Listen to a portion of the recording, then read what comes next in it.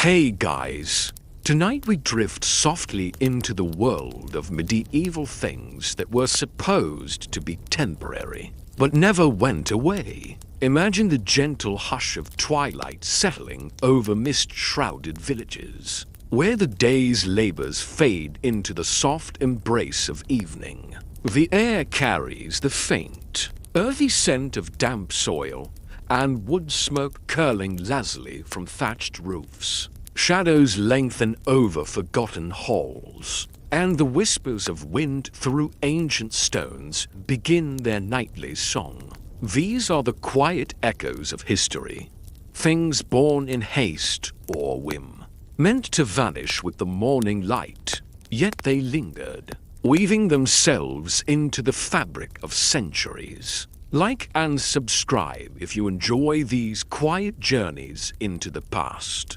Comment below where you're listening from, and what time it is there, perhaps under a starry sky, in some distant corner of the world, all wrapped in blankets as winter's chill presses against your window. Settle in now. Let your eyelids grow heavy.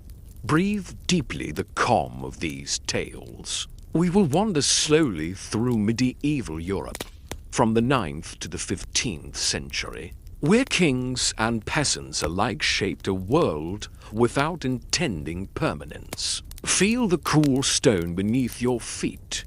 Hear the distant low of cattle in the gloaming. Smell the faint tang of herbs drying by the hearth. Tonight's path is one of gentle surprises, of ditches dug in panic that became proud moats, of feasts laid for a single night that echoed through generations. Let the rhythm of my words carry you deeper into sleep. As we begin, first, picture the humble ditch. A hasty scratch in the earth meant only to divert a spring flood for one rainy season. In the year 1066, as whispers of invasion stirred the coasts of England, a small landowner near Hastings, let's call him Edric, a man of calloused hands and wary eyes, gathered his villeins under a sky heavy with impending storm. The rain had come sudden and fierce, turning fields to mire, threatening his modest barley crop. "Dig," he commanded, his voice rough as gravel, "a trench to shunt this water away, just till the clouds relent." They labored through the downpour, spades biting into sodden clay that clung like cold clay to their boots, the squelch of mud underfoot mingling with grunts of effort and the patter of rain on broad leaves. The air smelled of wet earth and crushed grass, sharp and alive. By dusk, a shallow furrow snaked around his homestead, perhaps 20 paces long, knee-deep in places, filled with swirling brown water that gurgled softly as it sought lower ground. Edric meant it temporary, a fleeting barrier against nature's whim. Come summer, he planned to fill it back, let the sheep graze freely once more. But seasons turned, and with them came men on horseback, Norman banners snapping in the wind. Hastings fell, and William's men swept inland, claiming lands with steel and decree. Edric's ditch, overlooked in the chaos, remained. Sheep avoided it instinctively. They were damp from morning dew brushing against bramble edges. Villagers, passing by with scythes over shoulders, noted how it slowed stray dogs and wandering pigs. The water settled, reeds took root, their slender stems swaying like green whispers in the breeze. Frogs chorused at night, a low, rhythmic croak that lulled children to sleep. Edric himself forgot, distracted by new oaths to swear and tithes to pay. Years softened the edges. By 1086, when Domesday scribes rode through, tallying hearths and hides, Edric's sun had widened it slightly, not for defense, but because it neatly penned the geese, their honks muffled by mist. The chronicler Audric Vitalis later noted such watercourses in Norman manners, born of practicality yet enduring. Archaeology at sites like Goltho in Lincolnshire reveals just this. Ditches from the 11th century, initially farm drains, evolving into status symbols. Soil samples show pollen from water lilies blooming where once only mud churned. The smell evolved too from raw silt to the sweet, fetid bloom of stagnant pools where dragonflies hovered, wings shimmering in sunlight.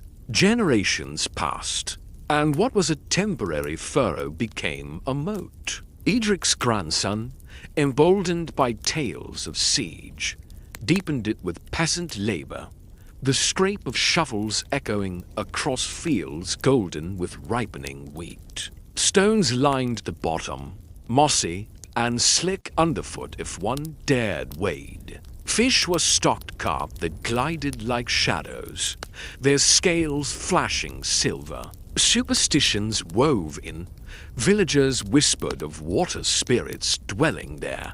Offerings of bread floated on full moons to appease them. It was never meant to stay. An old tale in the Anglo-Norman chronicles laments with subtle irony. Yet it guards us still. By the 13th century, as Magna Carta stirred barons, this ditch moat defended against rival claims, its waters reflecting torchlight during midnight watches. Knights in chainmail peered over, the clink of metal soft against the lap of waves. Daily life intertwined.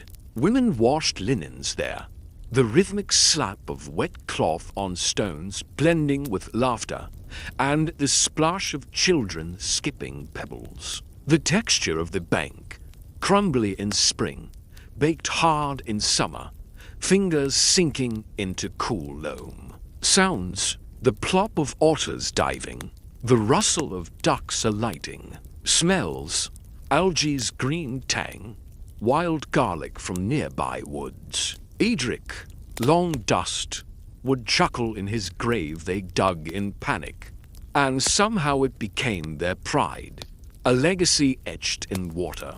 But as the seasons turned, that leads us gently to straw, scattered for one winter night that stretched into centuries. In a Flemish village around 1120, during a feast for the local lord's name day, servants tossed armfuls of fresh straw across the great hall floor. The air was thick with the scent of roasting venison and mulled ale, but the rushes from summer had mildewed, black spots blooming like forgotten sins. Just for tonight, the steward muttered, his breath warm with wine, to soak the spills and soften steps till morning.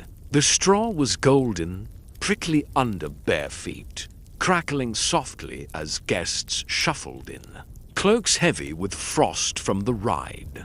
Laughter echoed off timber beams, the creak of benches, the slurp of stew from wooden bowls. Hounds nosed through it, tails thumping, leaving paw prints in the damp litter. Come dawn, hung-over retainers swept it out, or so they intended. A blizzard howled, snow piling against oaken doors, drifts whispering against shutters. Straw stayed, insulating against the cold that seeped through cracks like icy fingers. Feet grew accustomed to its yielding crunch, the faint barnyard smell mingling with hearth smoke. Chronicles from the Low Countries, like those of Galbert of Bruges, describe holes where rushes and straw layered seasons unnoticed, absorbing spills of blood and ale alike.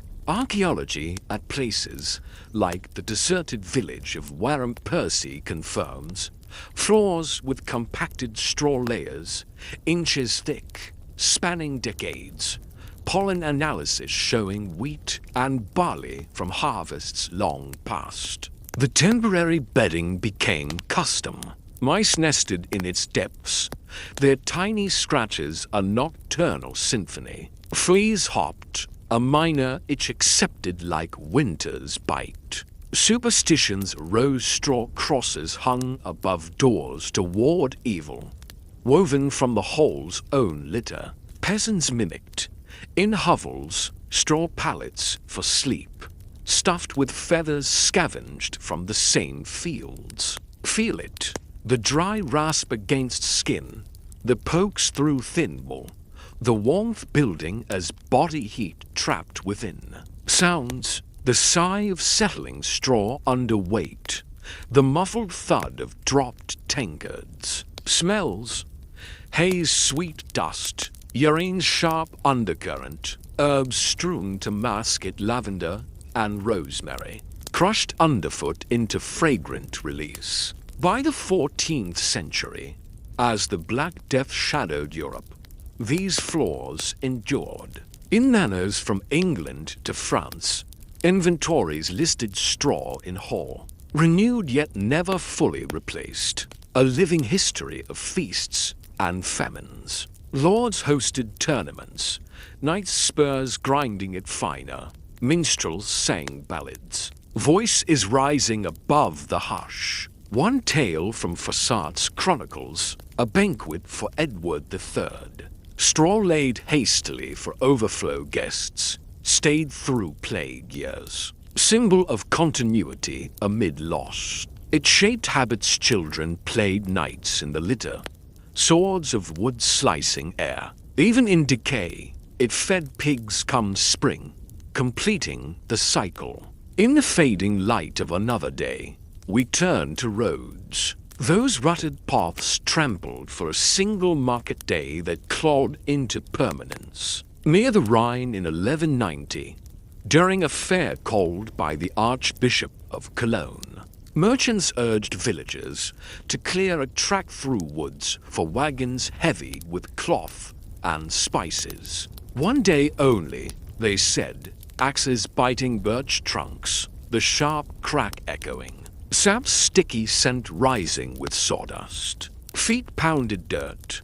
Hooves churned mud. Wheels groaned under loads. The air buzzed with haggling voices. The sizzle of fritters frying in fat. Copper coins clinking. Rain came, washing gullies deep. Fair ended, but traders returned next season, ruts guiding them back. By 1215, it was the Cologne way, etched in chronicles as a sudden path that bound trade. Roman roads decayed, but medieval ones grew organically. Archaeology at places like the Fosse Way extensions shows layers of cobbles added haphazardly over peasant tracks. Sensory immersion, the suck of mud pulling at boots, stone sharp under sandals, dust clouds choking throats in summer. Smells, horse dung steaming, wildflowers crushed along edges. Sounds, cart axles squealing, pilgrims chanting psalms. Villagers adapted, taverns sprouted, thatch roofs dripping condensation. Superstitions, crossroads spirits demanding tolls of milk. Generations walked it crusaders to Jerusalem, wool merchants to Flanders. What began as temporary cleared a vein through forests, pulsing with Europe's lifeblood. As twilight deepens, consider hairstyles, those fleeting tonsures shorn in monastic haste that shadowed fashion for ages. In a Cluniac abbey around 910, during a fever outbreak, the abbot ordered novices' crowns shaved till health returns, blades scraping scalps, stubble prickling like frost. The air smelled of lye soap and incense, chants droning softly. Meant temporary, but bishops adopted it, symbol of humility.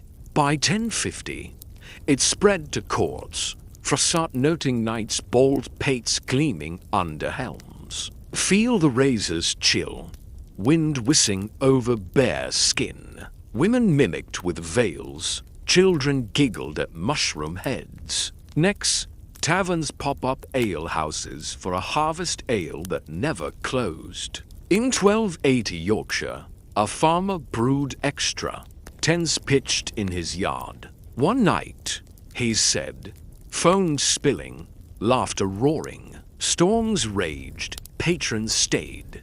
Licenses followed, beams groaning under thatch. Smells, malt fermenting, pipe smoke curling.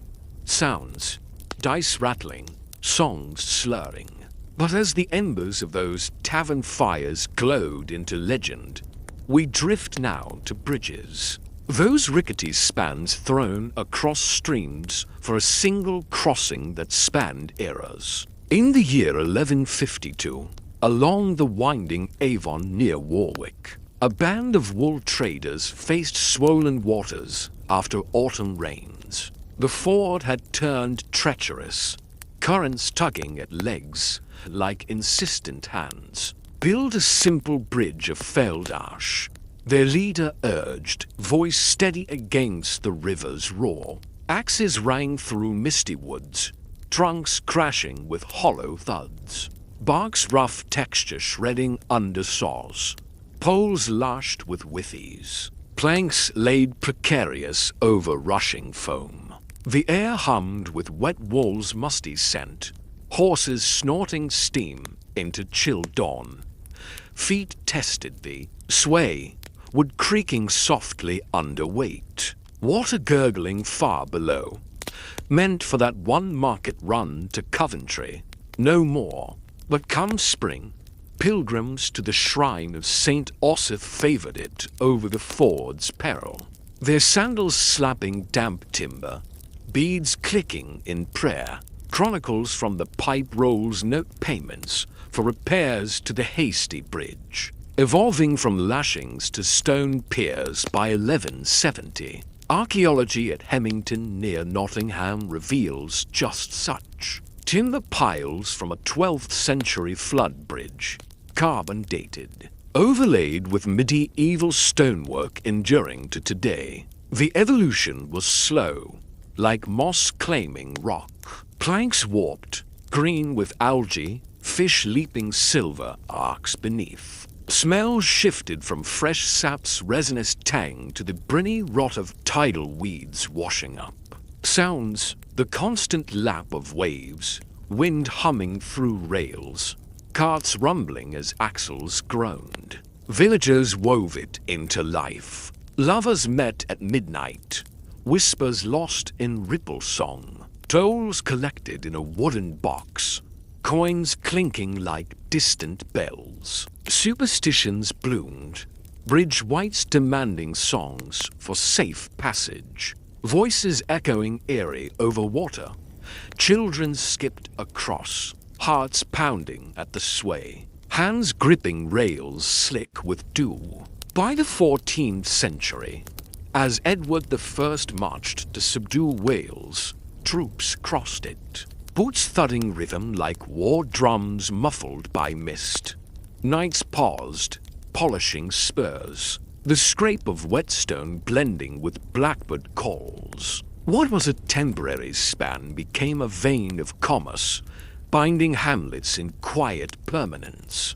Generations tended it. Grandfathers taught grandsons to mend, hammers tapping nails into seasoned oak that smelled of sun-warmed earth. Floods tested it 1194's great inundation, waters churning debris against pilings, with thunderous cracks yet it stood, reborn stronger. Froissart, chronicling later wars, mentions old bridges the forgotten make holding firm under sieges. Daily textures, splinters catching fingers, pigeon droppings soft and white underfoot. Rainbow sheen of oil from lanterns. In winter, ice-rimed edges, cracking like brittle bones under cautious steps. It shaped destinies a merchant's cart mired there sparked a feud lasting decades. Blades flashing in torchlight, Temporary wood, eternal crossing. In the fading light of another day, let us turn to thatched roofs, layered hastily against a sudden squall that crowned homes for lifetimes. Around 1080 in a Sussex hamlet, during a thatching bee for a widow's cottage, neighbors stripped reeds from nearby fens under leaden skies. Just till the storm passes, they murmured, the reeds dry whisper filling baskets, woven tight. Ladders leaned against wattle walls, feet slipping on mud rungs.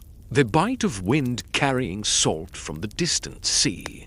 Blades sliced bundles, laid in overlapping waves, ropes of straw binding them down. The air smelled of green rushes, wet thatch steaming as rain pattered first drops. Smoke curled from the new roof's vent. Hearth fires kindled against damp chill. Intended brief shelter, to be stripped come dry days. But gales persisted, winter gripped with frost-rimed eaves. Birds nested in the ridges, swallows darting with mud-daubed beaks, their chirps a dawn chorus by Domesday Book tallies. Such roofs dotted manors, pollen in peat cores from Ron's furnace revealing reed layers accumulating over centuries. The thatch thickened, golden in summer sun, darkening to tawny with age, heavy with moss that trailed like grey veils. Feel it, the soft give under probing fingers, dew beading cold pearls, the faint prickle if climbed. Sounds, rain drumming lullabies, wind sighing through eaves, mice rustling in the under-thatch. Superstitions guarded at maidens' garlands hung in rafters. Faded blooms whispering protection against lightning. Peasants renewed outer layers yearly, but cores endured, trapping scents of long-ago smokes, applewood, peat, herbs for plague wards. In 1348, as pestilence stalked, families huddled beneath the thatcher's warmth a frail bulwark, coughs muffled by its hush. Chronicles like those of Henry Knighton describe roofs of ancient reed sheltering the dying. Children played tag across slopes, laughter pealing, while elders mended from below, needles piercing straw with rhythmic pokes. It influenced architecture steeples mimicked curves, villages blending into landscapes like grown from earth. One tale persists, a 12th century fire, sparked by careless embers, consumed a neighbor's, but spared the hasty thatch, flames dying in sodden layers. Grateful, the widow wove a cross of rushes, nailed high, enduring. By 1400, taxes assessed thatch depth, a measure of prosperity from that. One stormy layering, textures evolved, spring's fresh suppleness to autumn's crisp decay, shedding flakes like golden snow. Smells, earth after rain, fungal undertones in wet winters. It cradled life owls hooting wisdom, bats wheeling dusk hunts. As twilight deepens further, we glide to market stalls. Wooden frames erected for a single fair that rooted into town squares. In 1225 Bruges, for the feast of Saint Dionysius, clothiers hammered poles into cobbled earth. Canvas stretched taut against breeze. One day of trade, they laughed, mallets thudding. The tang of fresh pitch ceiling joints, air thick with wool dyes indigo blue. Madder red mingling with baking bread's yeasty warmth. Voices rose in barter, scales clinking, feet shuffling on straw-strewn ground. Fairs repeated, stalls stayed, weather-beaten. By 1270, the marked solidified, Galbert of Bruges chronicling pop-up halls become stone.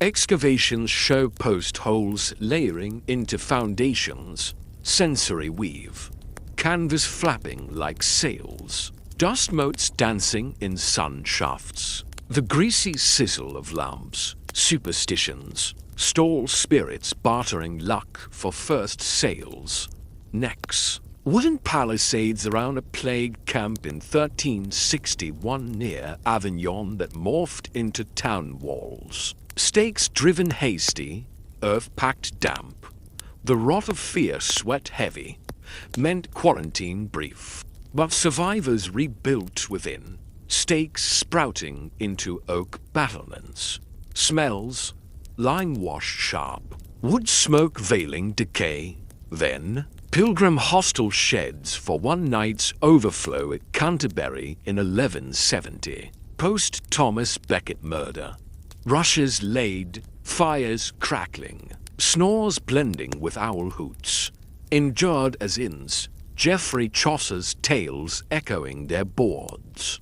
But as the pilgrim's snores faded into the annals of time, let us drift now to pilgrim hostels. Those hasty sheds thrown up for one night's overflow that blossomed into enduring inns. In the year 1170, mere months after Thomas Becket's blood-stained Canterbury Cathedral's stones, devotees flooded the shrine. The prior, overwhelmed by cloaks damp with channel mist, ordered a lean-to against the abbey wall. Just till the fervor cools, he sighed.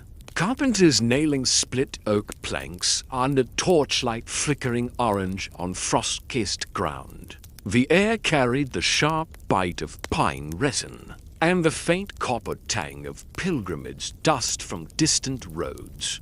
Rushes scattered inside, prickly under weary feet, pallets stuffed with whatever straw lay near. Snores soon mingled with the hoot of night owls, hearth embers popping softly, the distant murmur of the Stour River lapping its banks, meant temporary, like the Archbishop's own fame. But King's came Henry II barefoot in penance, his knees raw on cold flags and crowds swelled. Yearly, by 1200, the shed sprouted rooms, thatch capping timber frames that creaked with every gust off the weld. Chronicles from Gervas of Canterbury describe makeshift lodgings grown to hostelries. Walls thickened with daub that smelled of chalky clay and cow dung when wet. Archaeology at the cathedral precinct uncovers post holes layered deep. Carbon traces from 12th century fires feel the boards, warped smooth by countless souls. Splinters long worn to satin, dew seeping chill through cracks at dawn. Sounds, the sigh of wind through ill-fitted shutters, tankards clinking in pre-dawn thirst. Murmured Latin prayers blending with coughs. Superstitions took root. Becket's ghost pacing the rafters. A chill draught his warning to the unkind. Innkeeps hung phials of shrine water above doors. Droplets evaporating slow as prayers. Daily life pulsed. Merchants swapping tales of outrimmer crusades. Their spices exotic whiff cutting through ale's sour foam. Women mending veils by rushlight. Needles glinting, threads whispering through linen. Chaucer's pilgrims in 1386 lodged thereabouts. The wife of Bath's laughter hearty against beam groans. Textures evolved. Walls pitted by knife sharpening. Floors compacted to stone-like firmness under shuffling boots. Smells layered smoke-blackened rafters, holding venison feasts ghosts. Lavender strewn against fleas that hopped persistent. By the 15th century, as Lollards whispered heresy, these hostels stood firm, hosting bishops and brigands alike. One tale endures. A 1290 blizzard trapped Edward I's heralds, the Linto's warmth saving them, earning royal warrant etched in faded ink. Floods from 1348 rains tested beams, waters lapping sills with muddy insistence. Yet it held. Fishers netting trout from the yard. Children born in those walls grew to tend them. Hands calloused from sweeping hearths where grandfathers' ashes mingled. What began as overflow became pilgrimage's heart, echoing with feet that never ceased. In the fading light of another day, we turn to wooden palisades, stakes hammered around a plague camp in haste that grew into town walls, near Avignon in 1361. As the Black Death's second wave clawed south, the papal enclave panicked. Physicians decreed a quarantine field beyond the rain. Peasants driving oak stakes into sun-baked earth under a merciless July sun. Till the pestilence lifts, barked the overseer, sweat-stinging eyes, mallets thudding rhythmic against sharpened points. The air reeked of fierce sweat and lime pits burning bright to purify. Thorns snagging tunics like grasping fingers, brush woven between, gates lashed flimsy inside. The afflicted huddled on straw, coughs ragged against the constant hum of flies. Brief measure, to burn come health's return, but survivors clung, tilling the soil within, stakes sprouting suckers into living fences. By 1370, masons capped them with stone, walls ringing what became Villeneuvel's d'Avignon. Chronicles from the Avignon Pope's note plague barriers turned bulwarks, excavations revealing stake prints under 14th century footings, sensory depth, wood's fibrous bite under palms, sap sticky in heat, rot's musty bloom by autumn rains, sounds stakes creaking in wind like old bones, guards' halberds scraping rails, the rain's distant rush mocking isolation. Superstitions flourished plague demons nailed to posts in effigy, feathers and bells to scare them. Life adapted, markets inside gates, stalls canvas slapping, bread ovens yeasty heat, children played tag around watchtowers, shouts echoing hollow. Froissart mentions such hasty enclosures enduring sieges, their shade cooling patrols, textures, bark peeling to reveal heartwood red as wounds, moss veiling bases soft as velvet, smells, wood smoke veiling decay's first whiff, wild thyme crushed along bases, generations reinforced. Great-grandchildren of diggers manning crenels, arrows knocked against bandit raids. Temporary fear birthed eternal refuge. As twilight deepens further, consider feast trestles, tables dragged out for a single wedding that banqueted eras. In 1240 rural Suffolk, for the miller's daughter marrying the smith, benches assembled from barn planks under a May moon silvering orchards. One night of joy beamed the father, trestles groaning under pie's weight, candles guttering wax tears, air sweet with mead and rose petals strewn, fiddles keening soft above laughter's murmur, feet kicked sawdust, tankards foaming over calloused knuckles. Dawn brought packing, but a feud with neighbors left them stored. Next harvest reused, legs wobbling on uneven legs. By 1300, manor halls claimed them permanent. The parsoned letters complaining of rickety wedding boards splintering under lords. Archaeology at West Stowe shows trestle marks worn deep.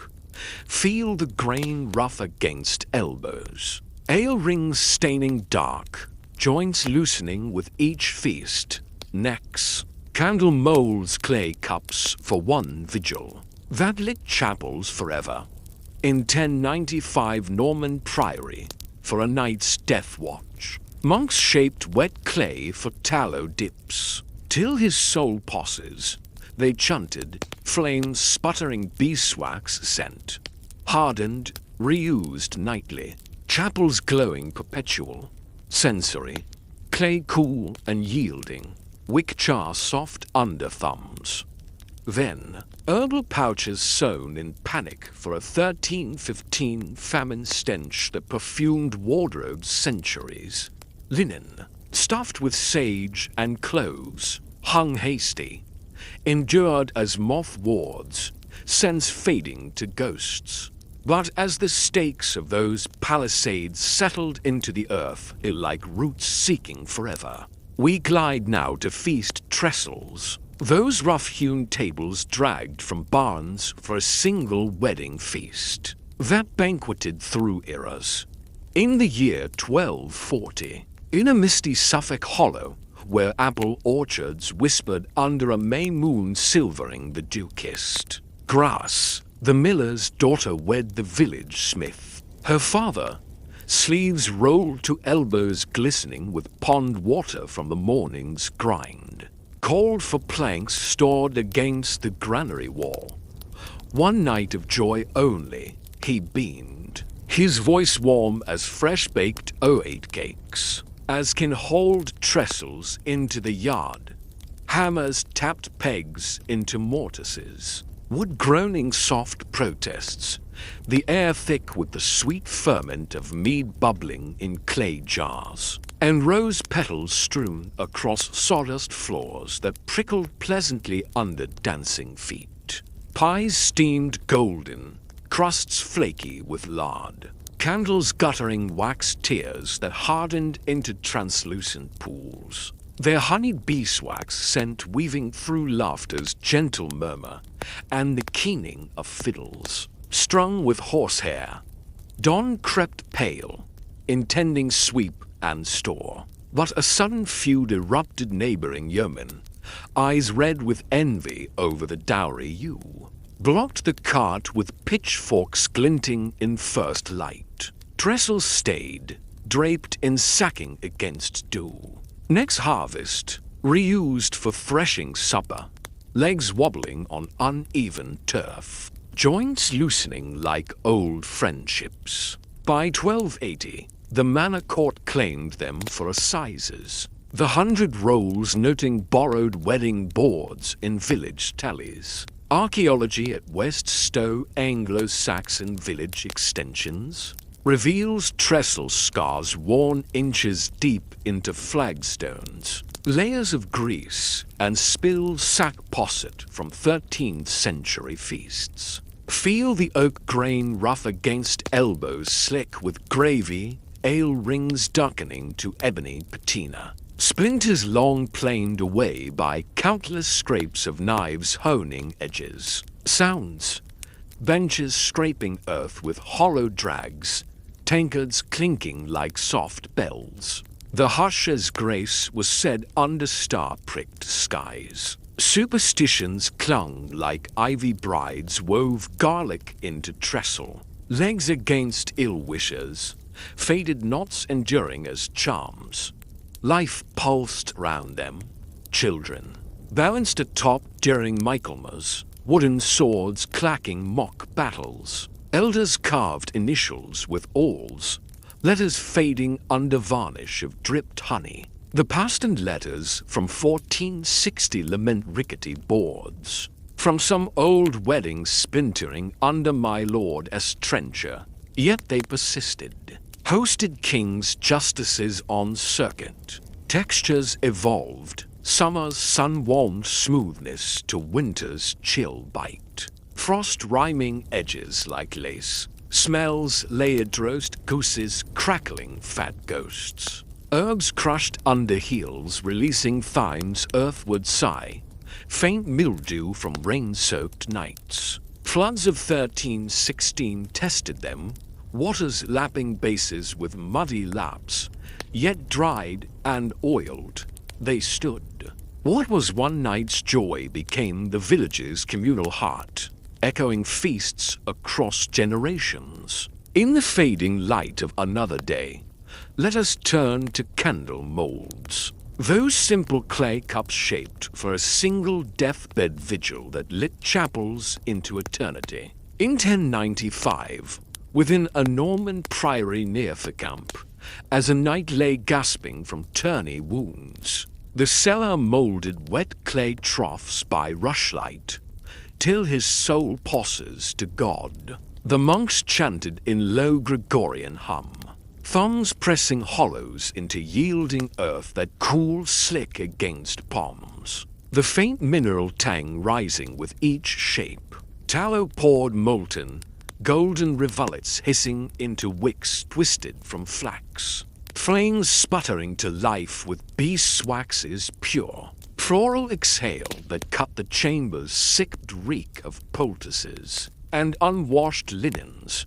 Shadows danced long across whitewashed walls, the clay hardening crisp overnight, veined like marble from kiln's breath, intended smashed post-vigil, like the night's fevered dreams.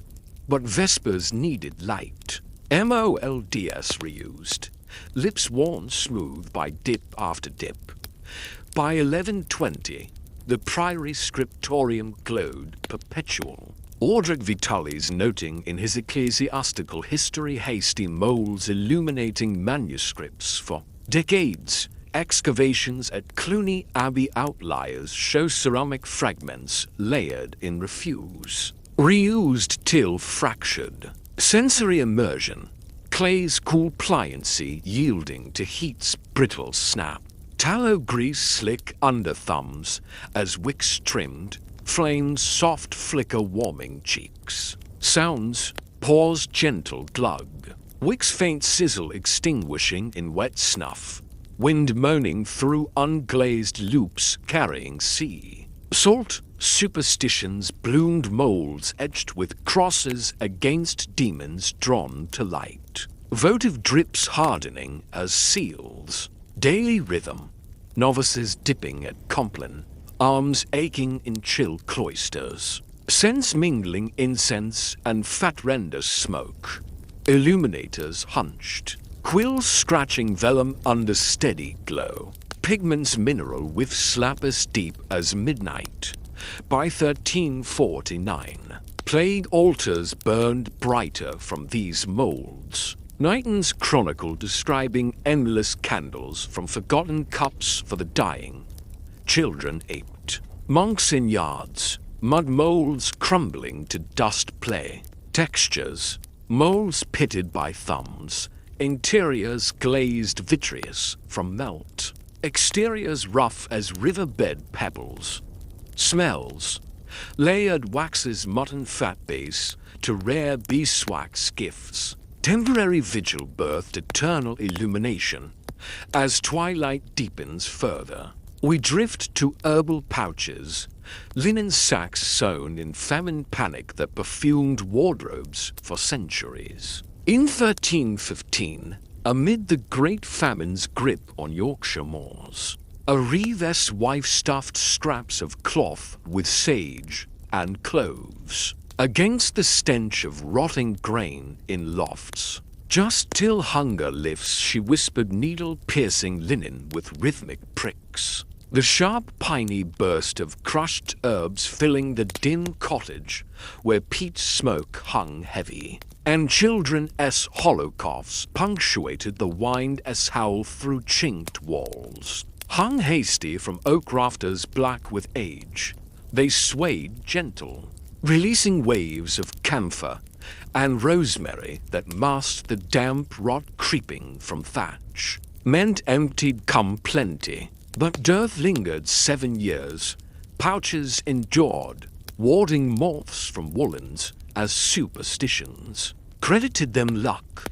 The Lanercost chronicle laments famine woes, yet notes herb bundles preserving. Cloth amid want. Pollen in wardrobe dust from deserted sites, like Upton shows persistent lavender traces. Feel the linen's coarse weave, soft with age, knots tied tight bulging with dry bounty, faint oils greasing fingers, sounds, faint rustle as air stirred them. Moths' wings silenced within.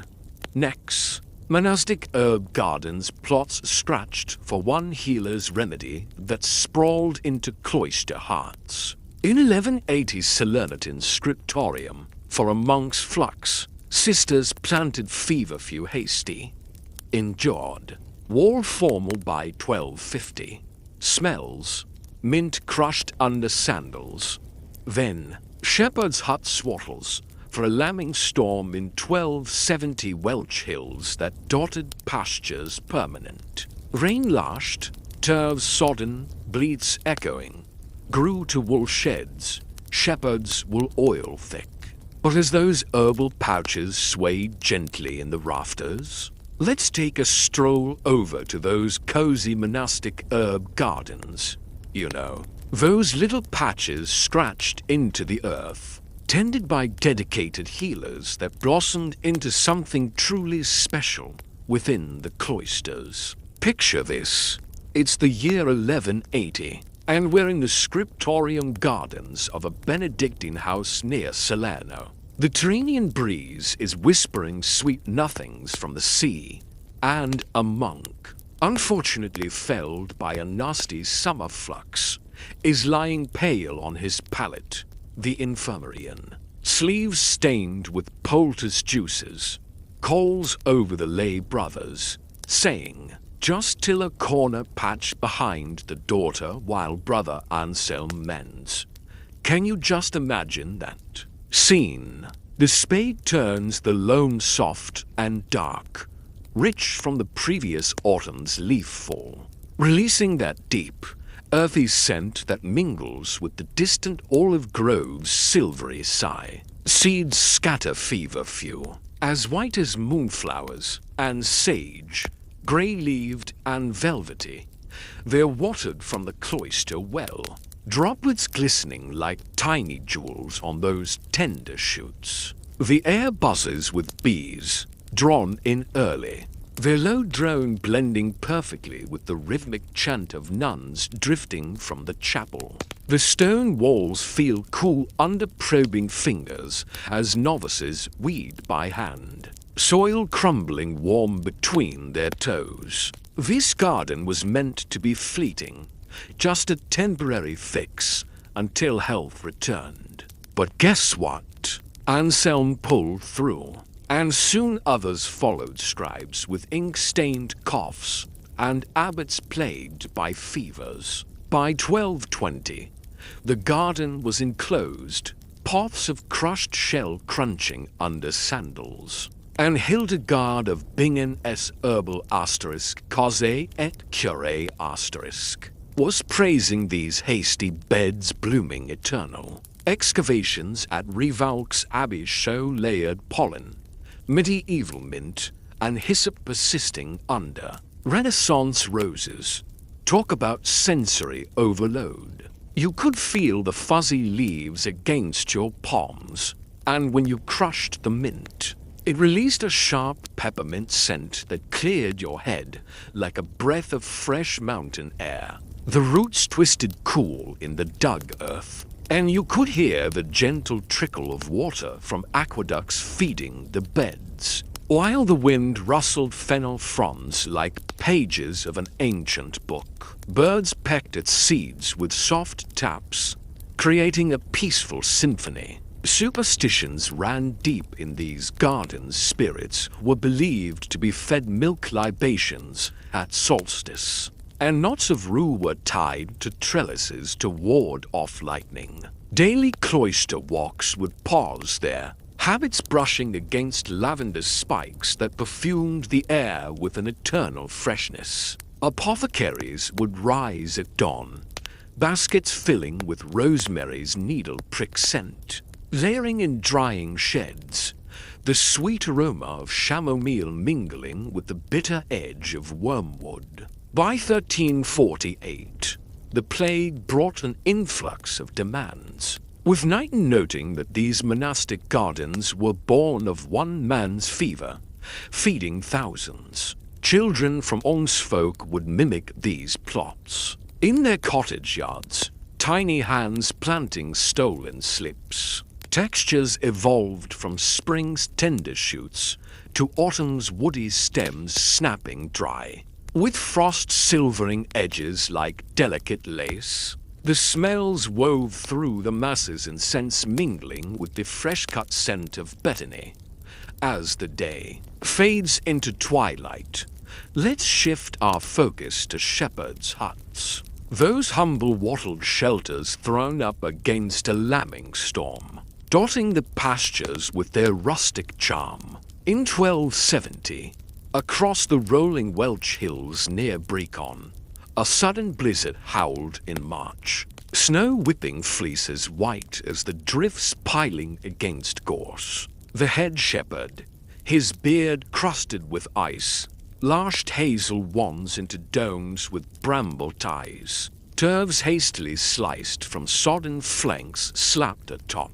Till the gale relents, he grunted, his breath clouding thick in the cold air, filled with the sharp tang of wet wool and crushed heather, all while the lambs bleated insistently, they will slick under stroking hands. Later, rain lashed down, drumming on the turves like fingers on a drumskin, while inside, warmth gathered from huddled bodies and the soft glow of peat from a central pit, smoke curling lazily through thatch vents. Initially meant to be dismantled at first light, these huts multiplied along sheep tracks as flocks grew, evolving to sturdy stone bases by 1300. The Brute Chronicle of Wales noted how storm shelters became hill steadings, and excavations at upland sites like Trosfyned revealed the remains of wattle prints. Under turf walls, feel that hazel bending under your palms, the brambles pricking like tiny thorns of warning. The turf's mossy give compressing softly underfoot. The sounds around you are a symphony, the wind moaning against the eaves like lost souls, sheep's rhythmic baws muffled by the walls, and the rain's steady patter lulling you into half-sleep. Superstitions were alive and well here to Rowan crosses hung above doors to ward off hill ferries, and milk bowls were left for piskies. Shepherds carved pipes from elder, their tunes drifting through the valleys at dusk. By 1400, the booming wool trade meant these huts stored greasy-thick fleeces, and the scents were something else. The musk of lanolin mixed with the madder red steam. From dye vats, boys herded sheep from these shelters, slings whirring at crows, while elders spun yarn by rushlight. Floods and frosts tested their resilience like the great thaw of 1370 that melted snow into torrents, tugging at foundations. Yet, they rebuilt stronger each time. The textures changed from summer-dried wattles cracking to powder under nails, to winter's frozen rigidity. Those temporary storm havens transformed into pastoral empires. As twilight deepens further, let's drift to quill sharpeners, those humble whetstones fetched for a single scribe's marathon that honed generations. In 1130 Paris, a chancery clerk for Abbot Suger at St. Denis ground a river pebble smooth for his quill's edge. During a rush of charter writing, one night of writs, he yawned, the stone rasping against the feather vein with a gritty whisper, the sharp scent of ink's gallnut biting at his nostrils amid the flickering candlelight. This tool was reused, passed down like a cherished heirloom, sharpening thousands of quills through the ages. Next up, let us talk about fish weirs those clever baskets staked for a day. Catch in the Thames back in 1210, weaving through rivers eternal. Picture willow hurdles trembling in the current, fish darting like silver flashes. while herons croak their claims. And how about bell ropes? Those hemp twists crafted for one peal in 1320, ringing matins forever. The fibers frayed softly in your palms, the bells tolling deep as the breath of the earth itself. These stories of gardens, huts, sharpeners, and weirs weave a rich tapestry of life, survival, and creativity across the ages. Isn't it amazing to think about how these simple, everyday things shaped the world we know today? But as the shepherd's pipes faded into the valley mists, we glide now to quill sharpeners. Those humble whetstones fetched from riverbeds, each one a treasure for a single scribe's marathon that honed the edges of generations. Picture this. In the year 1130, within the bustling chancery of Saint Denis near Paris, Abbot Suger's clerk was facing a mountain of charters. For the abbey's expansion parchments piling up like autumn leaves under flickering rushlights. One night of writs only, he muttered, pulling a smooth river pebble from his bag. It was cool and water-worn, fitting perfectly in his palm like an old friend. He rasped it against the goose quill's vein, and you could hear that gritty whisper rising softly. The ink's acrid gallnut sharpness bit at his nostrils amid this sputter of tallow candles dripping waxed pools that hardened translucent on the oaken desks. The air was thick with the dusty tang of vellum and the faint mineral breath of the stone, which ground finer with each stroke until the nib gleamed keen,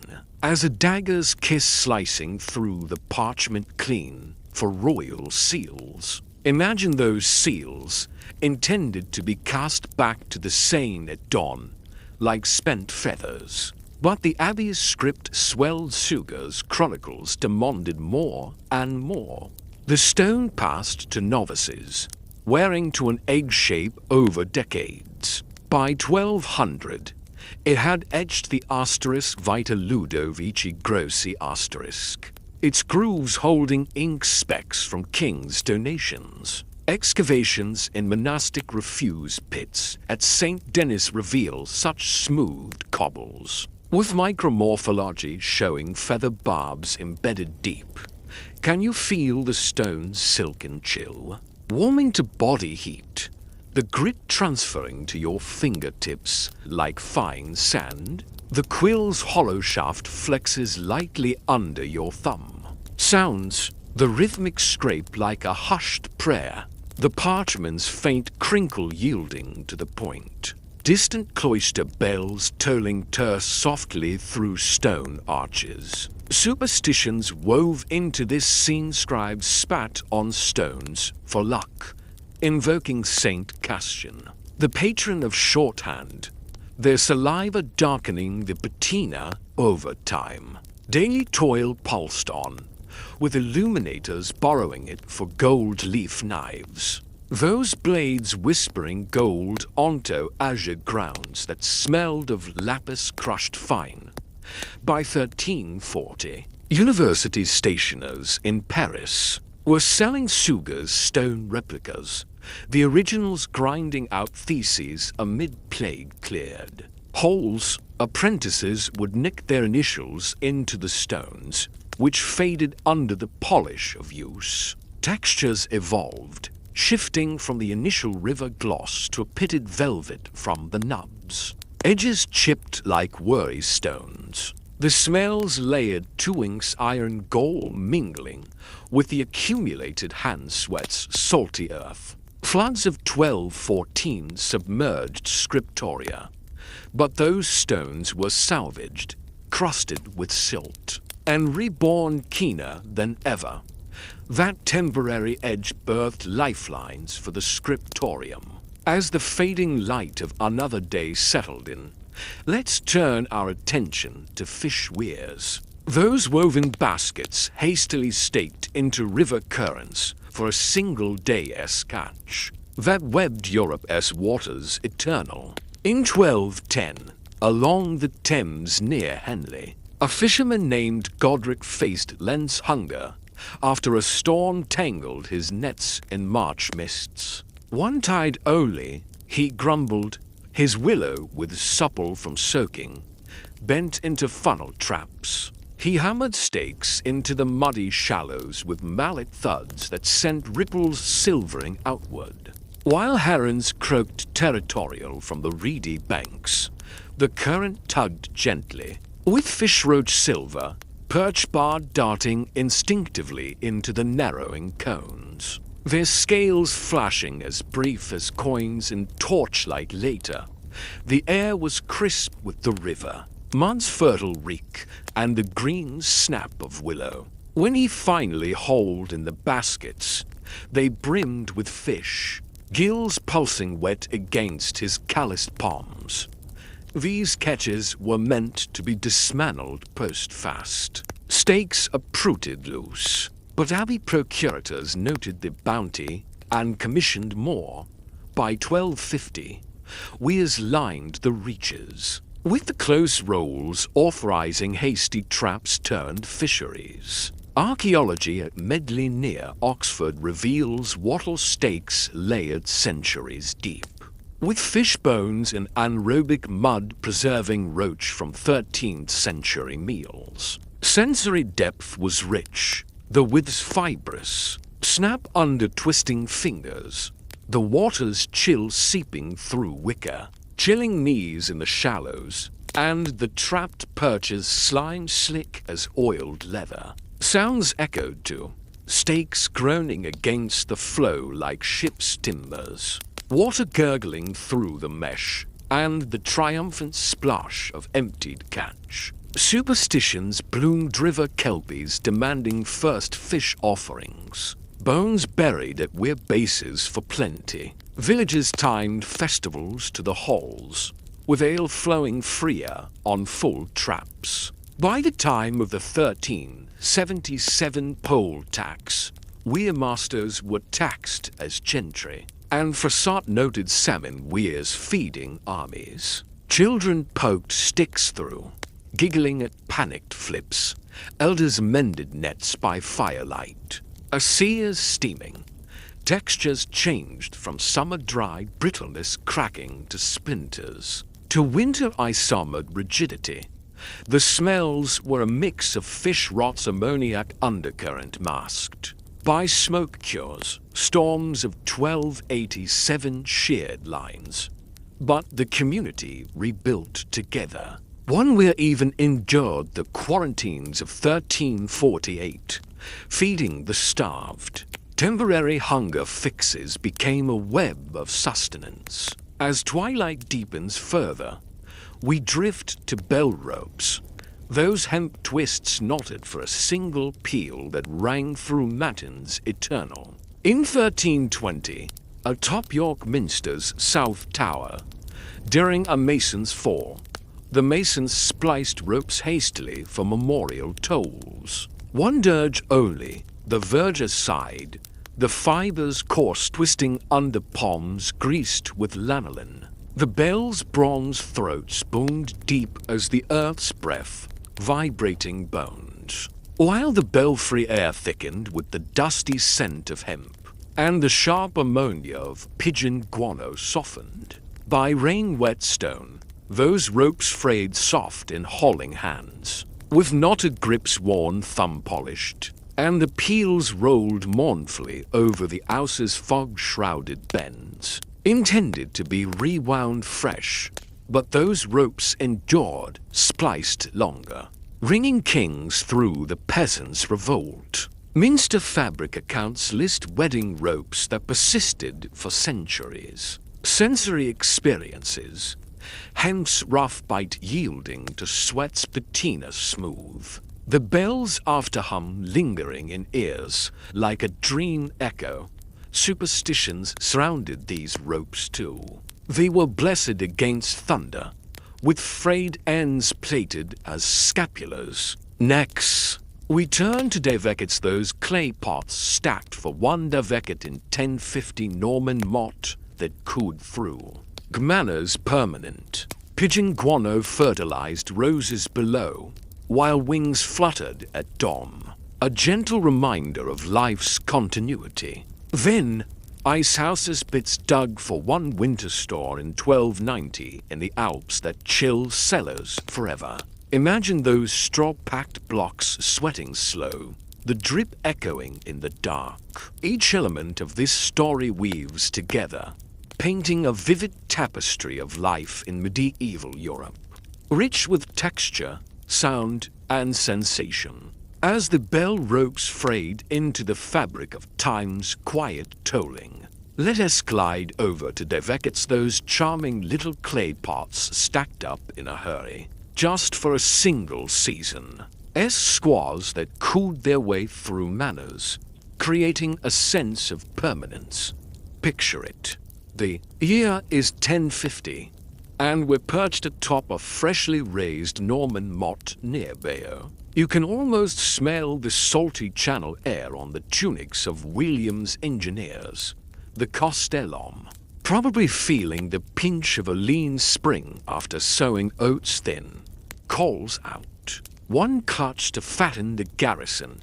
Imagine the lay brothers hustling around, nesting those broad-mouthed, wheel-thrown pottery jars still cool and damp from the local clay into timber scaffolding against the Bailey wall. Ladders creak under the weight of baskets, pots slotted tight like honeycomb cells.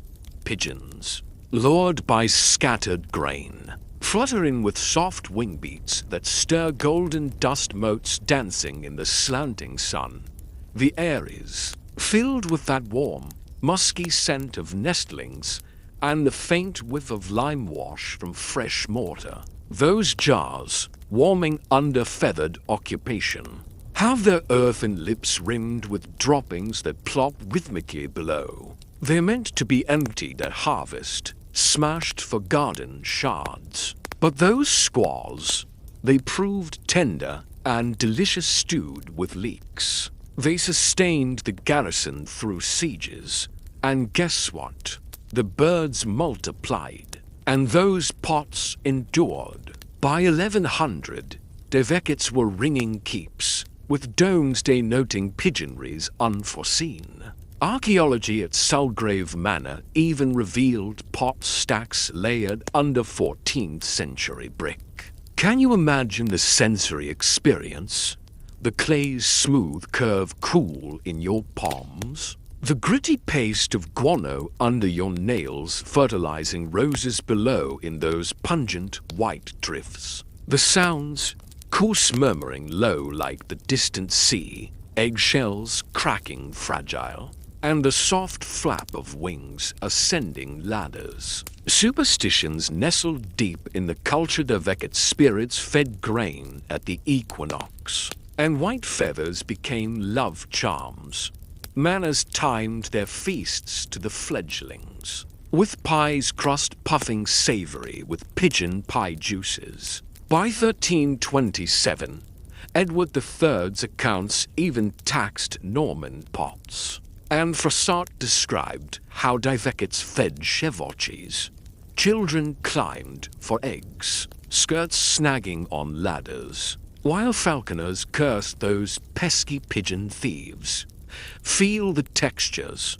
Pots frost-cracked in winter, webs to summer sweat glaze, smells layered fresh straw bedding to aged guano's ammonia bloom masked. By thyme strewn, storms of 1194 toppled scaffolds, but they were restacked by the community. That temporary protein birthed feathered legacies.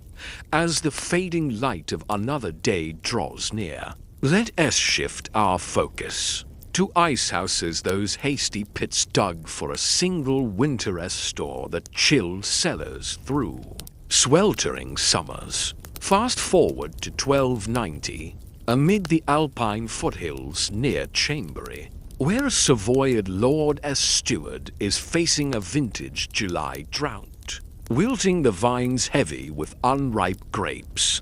One season's cool, He commands, and peasants start spading deep into the north-facing scree under the starlit sky. The earth is cool and claggy, turning under spades with a wet schlop, lined hastily with straw bales that are golden and prickly. Blocks sawn from a frozen lake are hauled by oxen snorting steam, and the ice is packed tight, sweating slow beads that drip echoing in the dark. The pit's mouth is veiled with thatch and boughs, sighing in the breeze that carries the sharp scent of pine resin, like a memory you can't shake. Inside, the chill bites your fingers blue, and those blocks of ice are blue-veined like marble quarried from winter's heart. They're meant to melt by spring thaw, but vintners found grapes lingering crisp,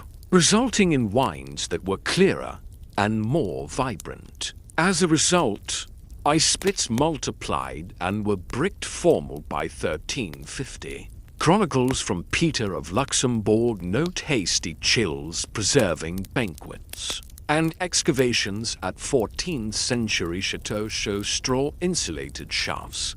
Feel that straw's dry rasp, compressing under your boots, the ice-slick filming walls treacherous, and meltwater pooling ankle-deep chill. The sounds, the metronomic plink of dripping water, ox hides slapping as blocks slid, and the wind moaning through vent shafts like a cave breath. Superstitions chilled bones ice wraiths, demanding blood offerings, with red threads tied to blocks for thaw mercy. Sellers stocked fish through Lent, their scales frosted silver. By 1420, Burgundian dukes chilled their feasts, numbing their tongues on sorbets perfumed with rose water. Servants chipped blocks at dawn, their breaths clouding in the cold. Children dared to explore the depths for frozen ponds. Textures abound.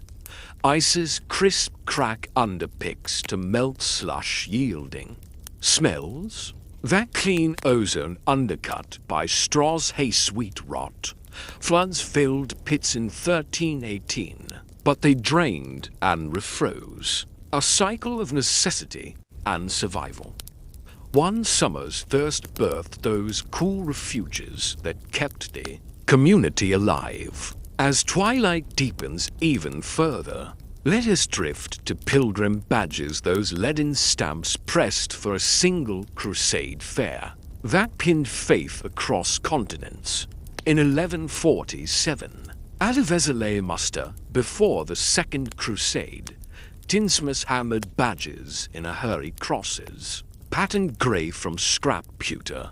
One pilgrimage token they hawked, the metal cool against wool-thick tunics, edges burr-sharp nicking thumbs amid the camp's stewpot steam, and the vibrant multilingual chants. These badges endured as heirlooms, with scallop shells from Compostela pinned for generations. Can you feel the sensory experience? The lead's soft dent under hammers, the pin's rust prickling your skin. Next, let's talk about tanning vat soaks barked for one hide batch in 1160, soaking leathers that would last forever. The bark's tannin stains your fingers ochre, and hides bubble in that acrid aroma. And then there are guild-marked stock tallies for a market stall in 1285, carving stone sigils that would stand the test of time. Dust-soft under fingers, each mark telling a story of trade and community. Isn't it fascinating how these everyday items shaped lives and cultures? They're more than just objects. They're a glimpse into the past, rich with stories and experiences that connect us all. As the ice houses dripped their crystalline tears into the legend's quiet pool, let us shift our focus to those pilgrim badges, those little leaden stamps that were hastily pressed for a single crusade. They were like faith pinned across continents and Centuries, a tangible connection to something much bigger than ourselves. Picture this. In the year 1147, at the Vézelay muster, under Bernard of Clairvaux's fiery summer sermon echoing off the hilltop basilica stones, tinsmiths huddled in camp shadows. They hammered out badges from scrap pewter, salvaged from broken chalices. One pilgrimage token. Only, they whispered, trying to grab the attention of the diverse crowd. A mix of Franks and Germans sharpening their swords nearby. Imagine the scene. Metal cool and malleable under the rhythmic thud of mallets. Each strike creating a badge that would carry stories of faith and adventure. Those badges, punched through wool tunics thick with travel grime, would prick the skin, rusting slightly but serving as a reminder of the journey. The air was thick with the mouth-watering smell of stewed bubbling cauldrons of mutton and beans, and the chants of pilgrims rising like smoke mingling with the metallic tang of molten pewter, cooling on the anvils blackened by forge soot. Those badges gleamed dull, shaped like crosses, scallops and ampullae, promising absolution from the dust of the Holy Land. They were meant to be melted down after the muster, like oaths sworn in zeal.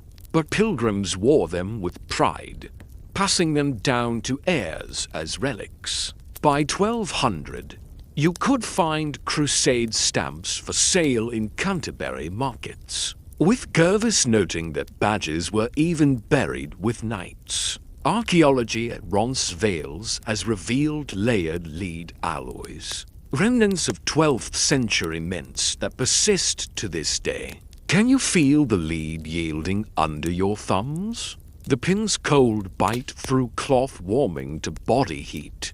The patina smooth as a worry stone. The sounds of the mallet, as muffled thwack on the anvil, and the pilgrims' gasps as they pinned their badges for the first time. Those badges jingled softly on their scripts, a soundtrack to their journey. Superstitions surrounded them.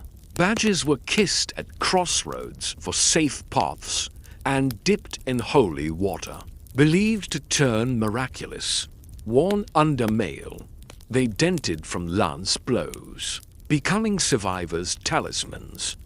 By 1340, knights in the 100 Years' War sported them, with Froissart describing Agincourt dead clutching faded Vézelay crosses. Children traded scraps, while mothers sewed them into swaddling.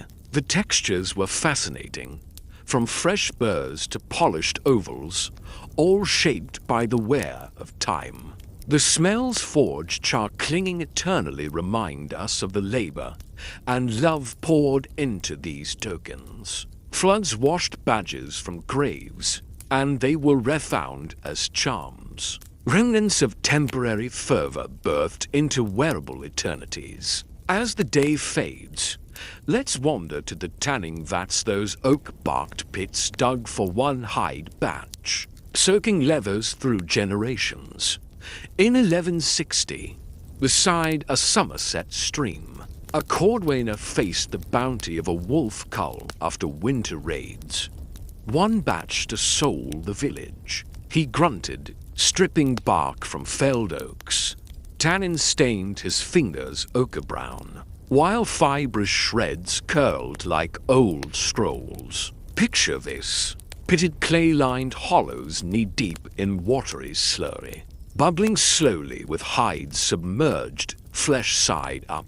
The acrid reek of curing flesh mingled sharply with the earthy astringency of bark. Feet squelched. In the ooze, pulling boots reluctant, as paddles stirred rhythmic splashes under overcast skies. Hides swelled soft over weeks, hair loosening to float greasy mats. They were meant to be drained post-cure, but demand swelled boots for crusades, gloves for ladies. By 1250, The vats endured, bricked and fortified. The pipe rolls tallied hasty tan pits, and excavations at York's Hungate revealed vat stratigraphy centuries deep. Can you feel the sensory depth?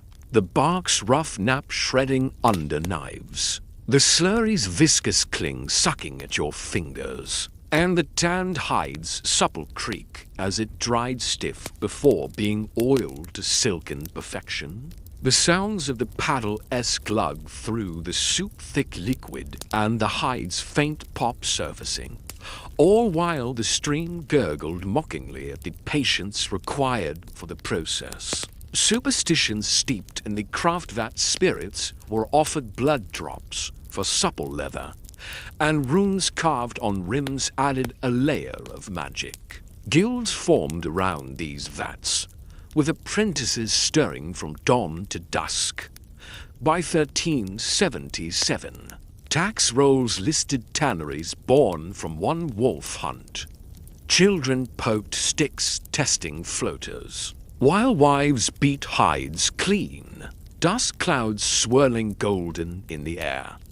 Texture shifted from raw green to vat-blackened rigidity, while the smells layered fresh oak to fermented rot masked by lime wash. Floods in 1287 overflowed, hides salvaged tougher, and a single batch birthed cobbling dynasties. As twilight deepens further, we drift to guild marks, those chalk tallies scrawled for a single market stall that carved their sigils into stone forever.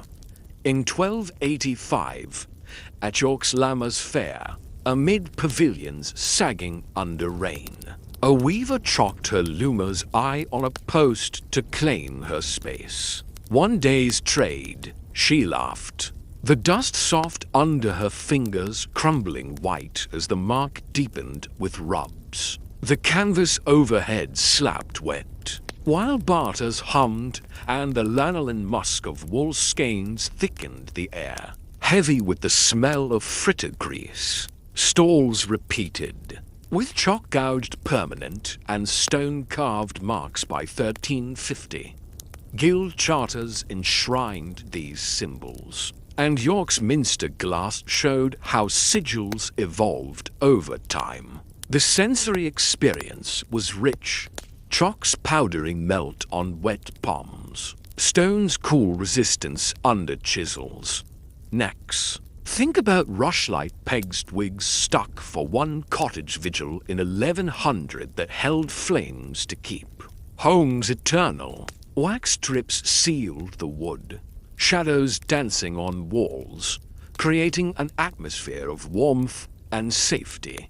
Then there were Dyveket ladders, ropes knotted for one pot clean in 1080. That climbed towers perpetual, fibers frayed and palm soft, echoing the hard work and dedication of those who came before us. These badges, hides, guild marks, and rushlight pegs tell stories of human connection, resilience, and the enduring spirit of those who sought to leave their mark on the world. Isn't it fascinating how these everyday items became symbols of faith, community, and survival?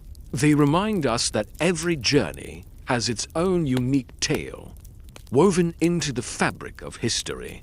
But as the guild marks quietly etched their claims into the stone of time, we now glide into the world of rushlight pegs, those simple twigs hastily stuck into cottage walls to hold flames through the night. Picture this.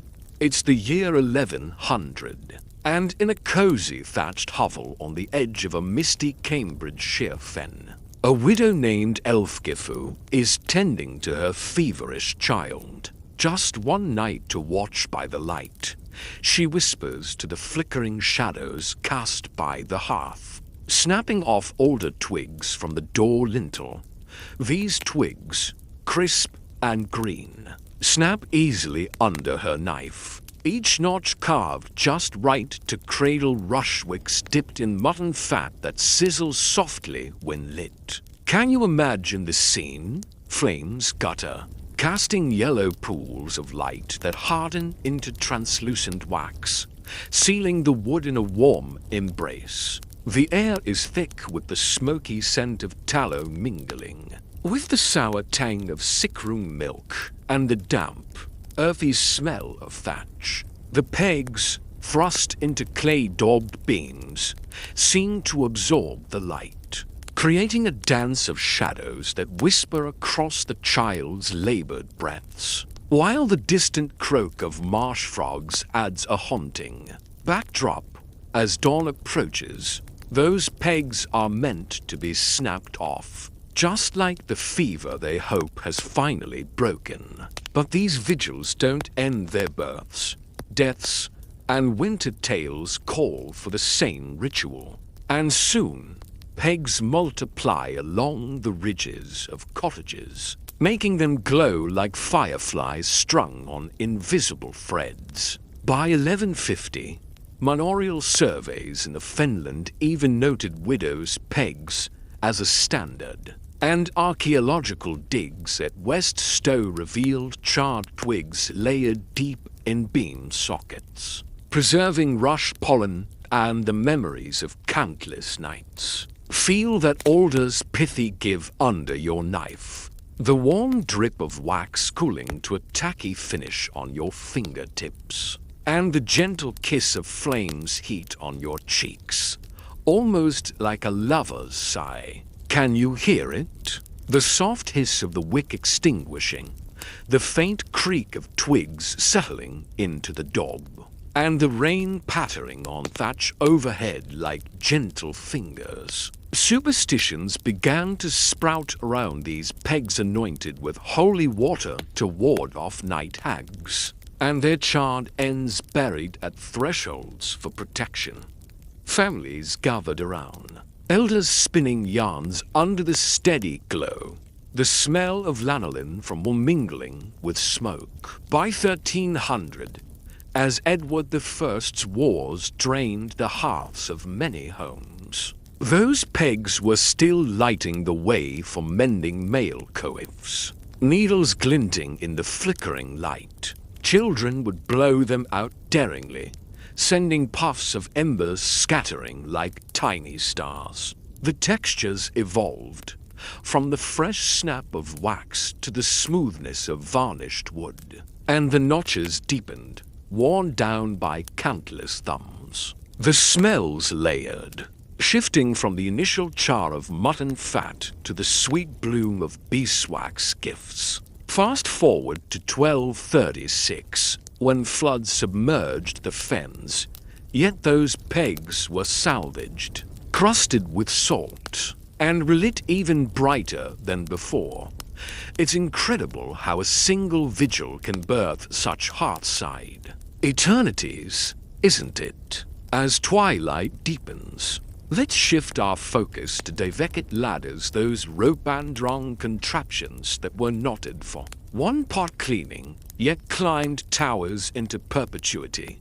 Imagine it's 1080. Within the bailey of a motte and bailey near Lewes, after a wet spring, the pigeon droppings have piled up, turning into pungent white drifts that would make any gardener cringe. The falconer, frustrated, lashes hazel rungs with hemp rope scavenged from stables. Just one climb to scrape the nests, he grumbles, feeling the coarse fibers fraying against his palms. As he tightens the knots, those ladders lean precariously against clay pot stacks, humming with the coos of pigeons. Each step tests the sway of the ladder, guano slicking the rungs and making them treacherous. As he climbs, the scrapers rasp against the earthen lips of the pots, releasing dust that tickles his nostrils, mingling with the warm musk of the pigeons, and a faint bite of ammonia softened by the sweat of his climb. The air is still, the noon sun baking the motte slopes golden, while wings flutter in protest as pots empty, squaws tumbling softly into baskets below. These ladders were meant to be coiled away post-clean, but nests refilled quickly, and by 1200, they extended for stone davekets.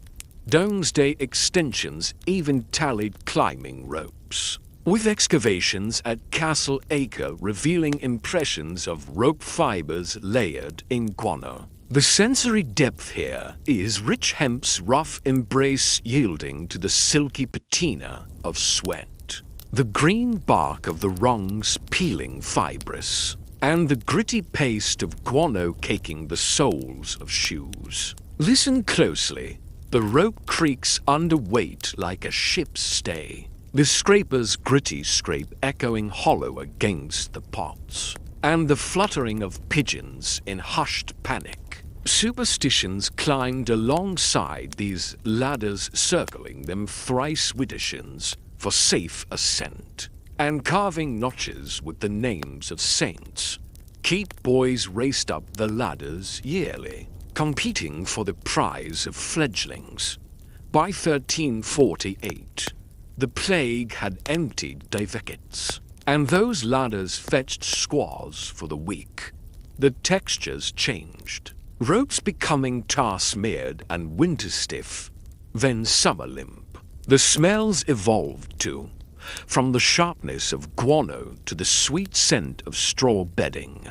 As we drift further into the past, let us talk about baking peels, those wooden paddles shaped for a single oven load in a village bakehouse back in 1125. Imagine a Sussex clay oven, domed like a beehive, where the baker is hard at work, shaving ash from hazel for a hasty peel amid the bustling Yule crowds. Just one batch until the queue thins, he mutters, flour dusting his arms white as snow.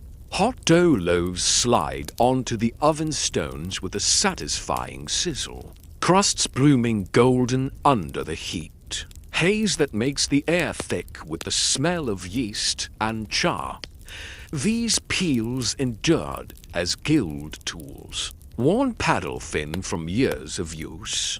The sensory experience here is something else. Feel the wood's warm swell as you get close to the oven and hear the crisp crack of the crust as it breaks. Next up, scythe, whetstone's simple river rocks used for sharpening blades during one harvest in 1250. But they became tools that stoned blades forever. Sparks would fly faintly as the steel met stone, a reminder of the hard work that went into each harvest. And let us not forget about mead crocks, those clay jars made for one wedding in 1190. That would ferment in cellars for years to come. The slow popping of bubbles within is like a celebration, isn't it? Each item tells a story, a connection to the past that still resonates today. But as the daveket ladders swayed gently, whispering secrets into the evening breeze, let us glide over to the baking peels, those trusty wooden paddles, crafted just right for sliding loaves in and out of the village bakehouse. Picture this. In the year 1125, inside a Sussex clay oven, shaped like a cozy beehive, its mouth glowing with warm, ash-swept embers under a Yule sky spitting sleet, the village baker stood tall. He faced a crowd of frozen cotters, all clutching loaves wrapped in sacking, stiff from the cold. Just one more batch until the queue thins and the fires bank, he muttered, skillfully shaving a hazel sapling smooth with his drock knife. Those fragrant shavings curled onto flagstones slick with melt, while flour dusted his arms, turning them as white as fresh snow. The paddle, as long as his arm, slid those loaves onto the oven stones with a satisfying sizzle, sharp as frying fat. The crusts bloomed golden and crisp, the heat haze making the air thick with the living breath of yeast. wood smoke's acrid curl, and that profound, yeasty tang of rising bread that pulled at your senses. Can you imagine it? Feet shuffled on straw-matted earth, the oven's radiant warmth kissing cheeks rosy and bright. The peels withdrew singed loaves, steaming clouds escaping into the chill, crust crackling under eager teeth. These loaves were meant to be kindling at dawn, just like the chatter of the queue. But ovens cool slowly, and those peels endured next morn's batch, then llamas, their handles worn smooth by palm sweat. By 1170, bakehouse charters spoke of a widow's peel standard, with archaeology at Northolt Manor revealing charred paddles layered in oven fills. Grain impressions fossilized in wood. Feel the hazel's fibrous grain swelling warm near the hearth, Fleur's silky paste caking the edges, and the crust's brittle snap yielding to a chewy heart. The sounds, the slide's hushed scrape on stones, the oven roar muffled like a gentle cave wind, and the crust popping cool and crisp. Superstitions rose like dough peels crossed thrice for oven safe. Loaves, ash-rubbed handles warding off fairy theft. Guilds marked them, branding their peels, with apprentices oiling them nightly until they gleamed like amber. By 1349, the plague emptied the queues, yet those peels fed quarantines. Night noting eternal shuffles from one yule, children licked drips from the loaves, while elders notched handles for bountiful years. Textures varied from fresh green flecks to fire-seasoned rigidity, and the smells layered from the initial hazel sap to the perpetual flour char. In 1236, floods drowned bakehouses, but peels were salvaged, warped but true. A single batch birthed daily sustenance, and in the fading light of another day, we turn our attention to scythe, whetstones those river rocks pocketed for one harvest stint, that sharpened blades across fields forever. In 1250, across the golden Wiltshire Downs, where lark song pierced the August haze, a reeve plucked a whetstone from the Avon smooth, oval, veined grey, cool as a fish's belly mid-mowing when blades dulled on thistle stalks. Just one pass through the rye till the edges bite anew, he growled, the stone rasping against steel with sparks faint as fireflies. The high wine sliced through the air, heavy with the burst of cut grass's green sap. Sweat-beading brows under straw hats fraying at the brims. Scythes swung in rhythmic arcs, whispering through ripe and dry stems. Stubble prickling ankles bare above boot tops. Stones passed hand to hand along the ranks, palms slick with dew and oil.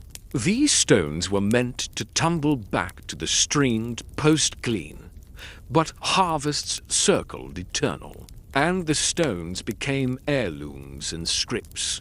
By 1300, manorial bylaws taxed field stones, and excavations at Goltho revealed pocket-worn cobbles with steel filings embedded. Feel the stones chill warming to friction heat, the metallic tang of steel on your tongue from those sparks, and the sticky grass juice under your grip. The sounds? The whet's keening song like a distant saw, the scythe swishing through the crop, and the pebble clinking in a leather pouch. Superstition sharpened those stones blessed at. Michaelmas with ale libations for straight swathes. Teams raced mowings, and the winners' stones became trophies. By 1381, during the peasants' revolt, rebels honed pitchforks on them. Boys mimicked swings in meadows, while elders mended nicks by rushlight. Textures varied from water-polished silk to thumb-grooved. Comfort and the smells. Oh, the flinty spark ozone mingled with the sweetness of hay. As storms bent blades in 1282, the stones were trued communal. Each harvest fix birthing reaping rituals. As twilight deepens, let us drift to mead crocks those clay jars sealed. For one wedding toast that fermented cellars into perpetuity. In 1190, at a Cornish cliffside chapel where Atlantic gales moaned through granite cracks, a fisher wed amid the honey harvest. Crocks were thrown together hastily on a turner's wheel-course earthenware necks wide. For skimming foam, just one night's joy till the honey sours, the bride's kin sloshed mead. Golden and bubbling, corks of twisted straw pounded tight with mallet thwacks. Those jars were cellared cool, where sea salt wept down walls, bubbles popping slowly in the dark, like the earth sighing secrets. The profound honey ferment whiff seeped through the clay pores thick with yeast life, and wildflower ghosts from moorland hives raided by bees drunk on heather, intended to be smashed post-revels, shards for pots, but cellars multiplied, and those crocks endured. By 1250, Cornish tin mines quenched thirst from them. Pipe rolls noted wedding jars taxing, with sherds at Tintagle layered deep. Feel the clays yielding cool under your thumbs, sealing wax.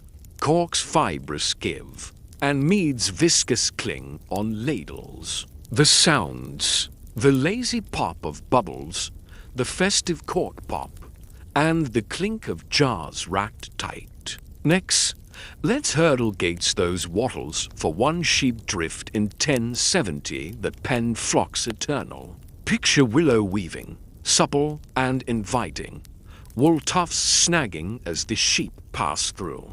Then there are quern handles ash sticks for one grist in 1115 that ground meal perpetually. The stone rasp vibrating through palms until they went numb.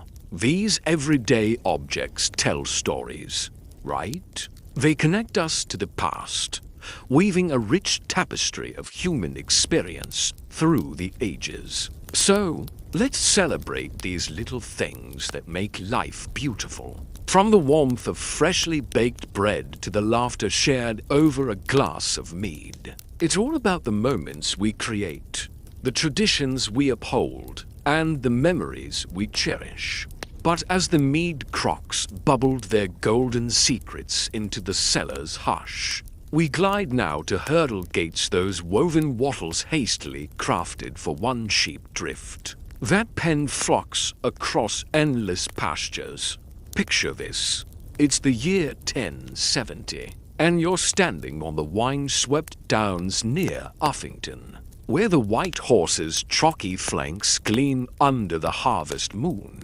A shepherd is there, facing a sudden fog rolling thick from the Thames Valley, swallowing his flock in woolly ghosts. One drift to fold till the mist lifts, he murmurs, his hands calloused from years of work, the smell of lanolin and damp earth clinging to him. He weaves willow withes, supple from the brook's soak, bending them quickly under his skilled palms into panels as tall as a man. These are lashed with bramble ties, prickly reminders of the challenges that lie ahead. The gates creak softly on hazel hinges, guiding bleating ewes into the shelter of a barrow hill. Their hooves sink into the dew-matted turf, wool tufts snagging on fresher sears, releasing puffs of greasy mist that hang heavy in the chilly air, pierced only by the low bawls of lambs seeking their mothers, and the distant hoot of a barn owl, quartering the gloom. As dawn breaks, the intended plan unraveled. Withs tossed aside for kindling, but the fog returns with the autumns, and those hurdles endure patched and extended into mile-long. Drifts by 1120. The Domesday Book tallies Shepherd S. Folds unforeseen, while excavations at Warren Percy reveal impressions of wattle in ditch fills, layered through the centuries.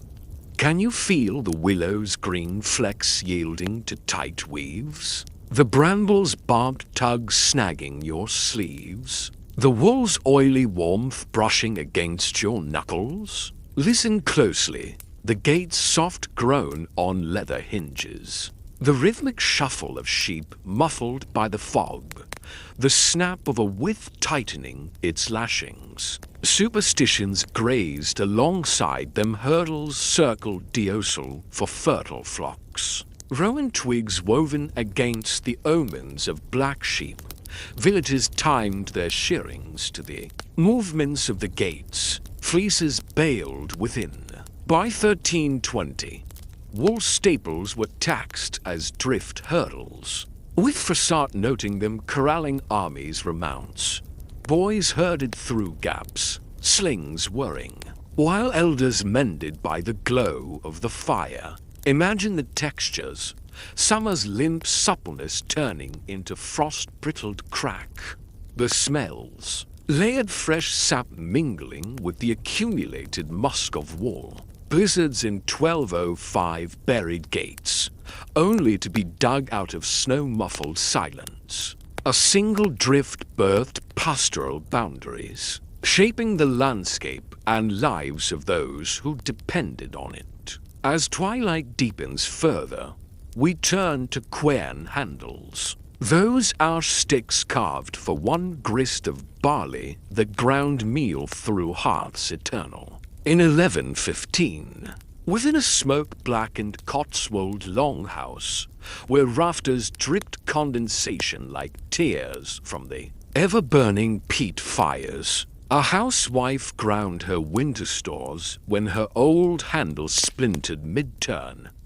One grist till. Market brings new, she sighed, her voice tinged with the weight of responsibility. She hurried to fell an ash sapling from the copse edge bark stripped, fibres curling away as she whittled a smooth haft that fit snugly into the quern's socket. The rasp of her knife vibrated through her palms, numb as stone, while the heavy stone rotated, crushing barley berries that crackled under the pressure. Flour dust filled the air, thick with chaff's dry whisper, and the profound nutty scent of fresh meal, sifting fine through taut skins stretched drum-tight.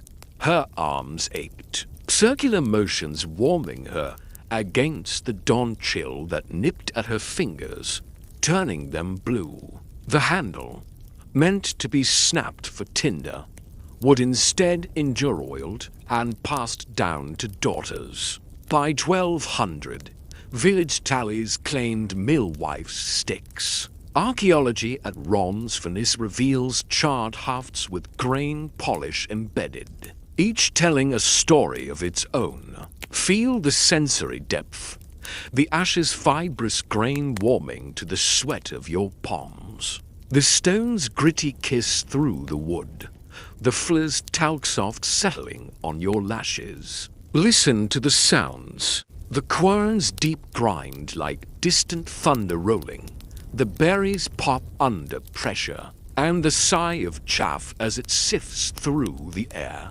Superstitions milled in handles notched for full barns, ale sprinkled against dearth sprites. Families gathered to sup fresh under their glow, porridge steaming and hearts full. By 1348, famine pressed harder on them. Children turned plague worms, spinning tales of their own while elders mended cracks with wedges. The textures shifted from fresh whittle sharp to the comfort of well-used wood. The smells evolved from sap's wheat to the ghosts of perpetual flour. Floods in 1220 to silted querns. But handles was salvaged true, each piece a testament to resilience.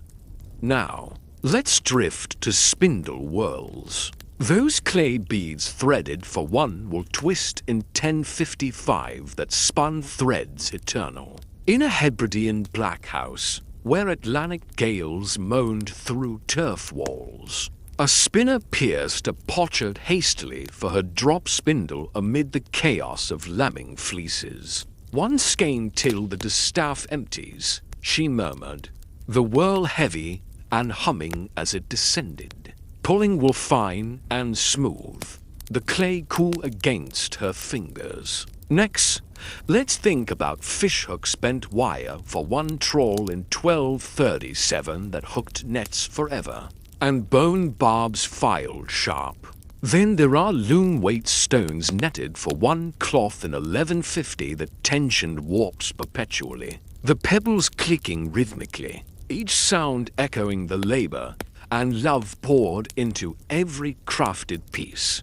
It's fascinating how these simple tools shaped lives, right? Each one tells a story, weaving together the fabric of history, culture, and the everyday struggles and triumphs of those who came before us.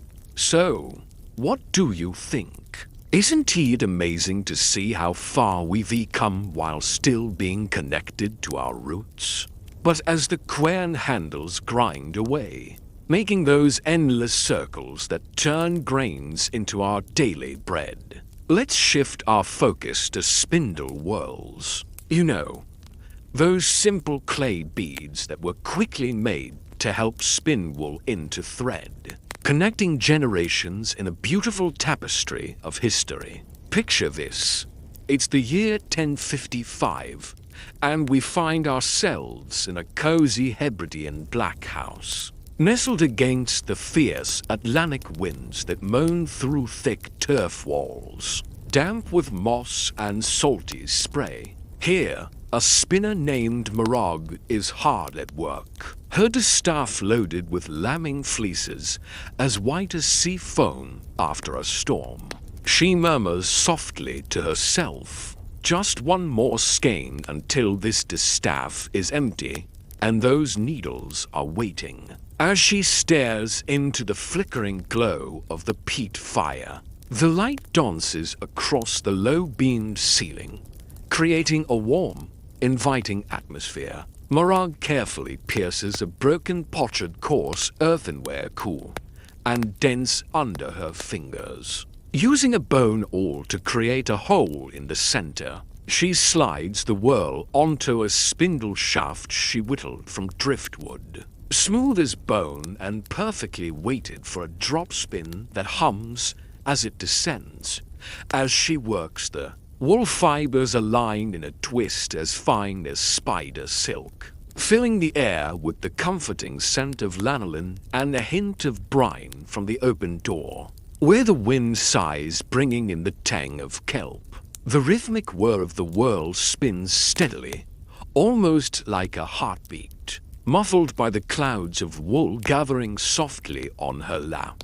It's a labor of love, and despite the chill seeping through the chinks stuffed with dried bladderwrack, her cheeks are warmed by the inner fire of her work. After she finishes, those intended skeins will eventually be crushed back into dust for pot mending.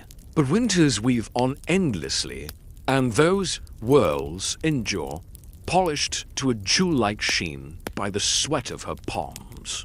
By 1100, Norse sagas even noted these spinners' beads as treasured heirlooms. Excavations at Udall black houses reveal layered whirls, with wool residues fossilized in the clay. Can you feel the sherds yielding dent under the awl? The whirl's dense swing tugging the fibers taut? The spun yarn's sleek nap brushing against your knuckles? The sounds around her are a symphony of creation, the spindle-s high hum fading to a catch, the faint sigh of the wool draft twisting, and the crackle of the fire punctuating each spin. Superstitions were woven into this craft to whorls etched with runes for fruitful looms, the first thread spun for cradles to ensure healthy babies. Families wrapped themselves in their threads. Their plaids dyed a deep woad blue. By 1340, clan wars were fought draped in those very skeins. Children would mimic the drops in corners, while elders mended chips with clay slips. The textures were a journey from rough pierce to a thumb-burnished gleam, and the smells layered from fresh fleece to the lingering ghosts of lanolin. In 1210, gales shattered spindles, but the whorls were salvaged true. That single skein birthed entire textile dynasties. As the day fades into twilight, let's shift our gaze to fishhooks.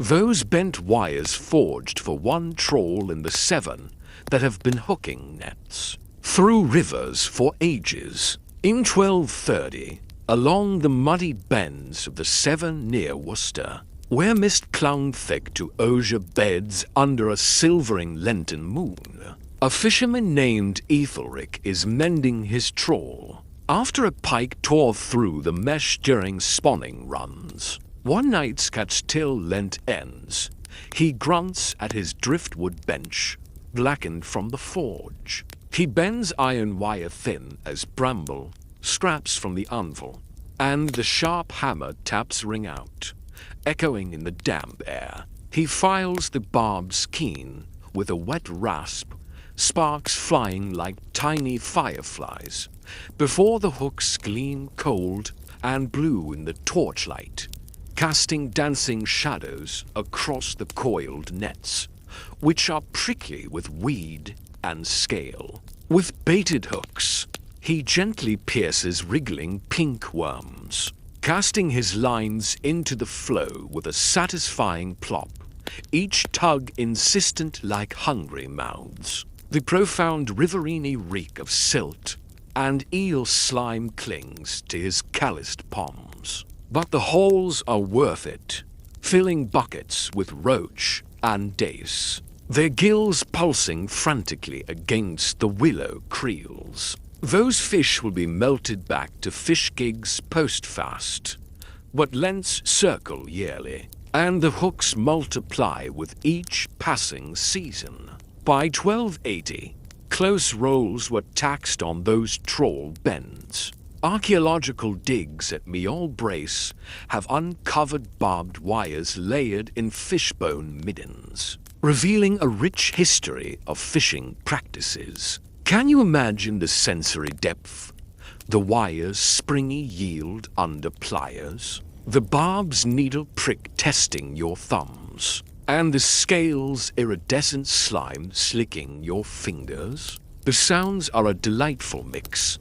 The crisp ting of the hammer, the swish of the line through rings, and the watery slop of the net haul. Superstitions run deep here to hooks blessed with river water for full creels, barbed ends buried at weirs for plenty. Villages relied on their catch, pickling barrels for preservation. By 1370, the plague fed from those very waters. Boys would bait lines, while elders sharpened hooks in the shimmering waterlight. The textures varied from fresh forged stiff to the line-worn curve, and the smells ranged from the iron tang to the fishket rot, all masked by salt cure. In 1292, floods swept away hooks, but treasures were refound, each single trawl birthing angling legacies. As twilight deepens even further, let's drift to loom weights. Those netted stones that held tension for one cloth in the weaver's shed, creating warps across looms for eternity. In 1150, within a timbered workshop in rural Flanders, where canal barges load past under grey skies spitting drizzle, a weaver hurriedly weighted her bright loom when the warps sagged mid-web. While crafting a bridal gown, one cloth till the merchant calls, she hummed, using pebbles that were river smooth, netted in flax bags tied taut to the warp ends dangling like weighted tears. The stones clicked rhythmically as the treadle pumped steadily, lifting sheds where the shuttle whispered through. The air filled with the faint ammonia whiff of wool-dyed woad blue, streaking the air with warmth. The cloth unfolded fine as mist, veiling the rhythmic clack of heddles rising and falling in an eternal dance. Her pongs were damp on the beam, turning slowly as the web grew taut under the insistent pull of the stones. The profound scent of damp wool and beeswax polish on the shuttlewood was as soothing as a lullaby. After the cloth was sold, those weights were often tumbled back to hedgerows, but they endured through time. By 1220, guild ordinances claimed warpstones, and excavations at riverside sites show pebble clusters with net impressions. Feel the cool heft of those stones through the netting, the warp's fibrous twang tensioned tight, and the cloth's napped give as it unfolds. Next up, let's chat about ale-fin scoop ladles crafted for one tavern pour in 1205. Skimming the perpetual foam from frothy brews, picture wooden bowls bobbing in the ferment, capturing the essence of community and celebration. And then there are horseshoe nails, those forged spares for one lame nag in 1135. That ended up shoeing cavalry forever. The iron tang bites at your tongue, a reminder of the craftsmanship that has stood the test of time. Each of these elements tells a story, a thread in the rich tapestry of our history, connecting us to those who came before us. Isn't that just fascinating? As the loom weights clicked away, keeping that steady rhythm, we glide into the world of ale fins, those wooden scoop ladles that were hastily carved. For a quick pour at the tavern, picture this. It's the year 1205, and you're in a rickety alehouse nestled against the walls of Winchester. The flickering torchlight casts a warm yellow glow on the low-beamed ceilings, which are practically dripping with condensation. You can almost feel the excitement in the air as the tapster braces for a llama's rush, with thirsty reapers flooding in from the stubble fields. The skies above are heavy with the remnants of a thunderstorm, adding to the atmosphere. Just one night's skim until the barrels run low. He grumbles, working on a U-bowl that's broad and shallow, made from leftover timber. The wood curls away under the sharp strokes of his blade, like the harvest sickles that have just been put down. You can see him dipping into the frothy ferment bubbling away in the oaken tuns, scooping that creamy white foam that plops back into the vats, releasing a sweet malt aroma, mixed with the tang of wild yeast and a hint of apple pomace. It's a sensory explosion, with ale streaming clear into horn cups, overflowing onto calloused knuckles, and the air thick with pipe smoke.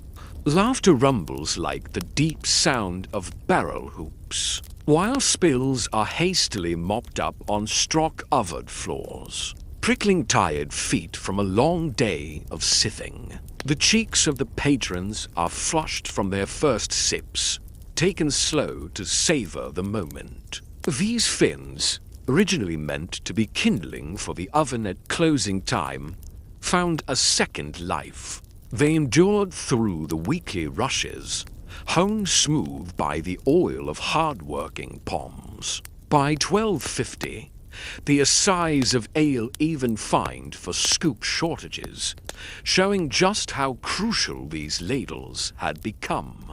Archaeological digs at Thetford have unearthed ladles with deep layers of yeast residues, giving us a glimpse into the past. Imagine the feel of that dense grain swelling with sticky ale, the cool silk of foam collapsing under your scoop. and the half's comfortable grip sweaty from all the use. The sounds of the tavern are unforgettable. The gentle glug of the fin, the hollow thunk of the barrel tap, and the soft sigh of foam settling. Superstitions bubbled up, two fins crossed for pure brews, and foam dregs poured at thresholds to invite prosperity. Taverns timed their wakes to the fullness of their tons, with songs slurring under the weight of their skims. By 1348, the plague was quenched with ale from these very places. Kids would lick the drips from their fingers, while elders notched the halves for good years. The textures were diverse, from the fresh adzy sharp edges to the rounded satin of well-used handles. The smells layered in complexity, from the roast of malt to the ghosts of hops, that lingered long after the last drink. Now, let's turn our attention to horseshoe nails. Those iron spears forged in a hurry for a lame nag that once carried cavalry through endless battlefields. It's 11:35, and we find ourselves beside a muddy track near Wallingford. Right in the middle of Stephen's anarchy, barons are clashing steel in the drizzle, and a farrier is busy mending the Reeves mare, which has hobbled due to a thrown shoe after crossing a ford. Just one shoe until the smithy opens, he mutters, bending spare nails thin from the half-slag. The crisp ringing of the hammer echoes as it strikes the glowing cherry-red metal, quenched in a bucket of horse urine, which gives off a sharp ammonia smell. Nails are driven deep into the hoof walls, rasping softly as the hoof knife pares down the sole, which is a bit yellow and rough. The mare, impatient, stamps her feet, sending cool mud splattering against the farrier's shins. The air is thick with the biting scent of forge char, mingling with the sweet breath of the horses and the hot tang of iron from the anvil. Those nails bite into tough horn with muffled crunches that vibrate through the farrier's wrists, numbing them from the effort. After mending, these nails were meant to be reforged into plowshares, but with wars laming endless nags, nails became stockpiled. By 1170, the pipe rolls recorded roadside spares, showing just how essential they were. Excavations at Old Windsor's stable mounds have revealed clinched nails layered over centuries, telling stories of countless horses. The sensory depth here is incredible, the nail as springy heat yielding to the grip of pliers, the fibrous rasp of the hoof under the knife, and the nick of the clinch spur against thumbs. The sounds are unforgettable, the ringing peal of the hammer fading into the echo of the anvil, the sizzling steam of quenching, and the impatient snorts of horses. Superstitions surrounded these nails to bent into crowns to ward off witches, and hung in stables. For sure-footedness, squadrons were shooed by them, their hooves thudding like drums as they charged into battle. By 1415, at Agincourt, the archers' mounts were nailed firm, and boys held their legs steady while elders filed down the burrs by moonlight. The textures ranged from fresh forged scale to the gleaming polish of well-worn hooves. The smells of hot iron mingled with the ammonia of the stables, while mudslides lost shoes in 1202, only to be refound later. This cycle of mending birthed equine armories that were essential for survival. As twilight deepens further, we drift to cheese molds, those willow baskets pressed for one milking surplus in 1090. That shaped wheels of cheese for ages. In a Shropshire dairy, where the mist veils the hedgerow's silver at dawn, The cheese wife is weaving baskets from coppice's sears as the cows calve heavy. Just one wheel until market, she says, scooping curds and draining whey clear through tight-plated wicks. The molds are stacked, ripening slowly under salt-rubbed cloths,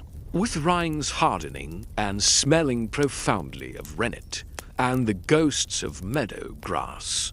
These molds endured as dairy standards, their surfaces patinade green from years of use. The sensory experience is rich, the supple weave of willow pricking at palms, the cool squelch of curds filling the molds, and the anticipation of the final product. Then there are flail handle sash sticks bound for one threshing in 1185.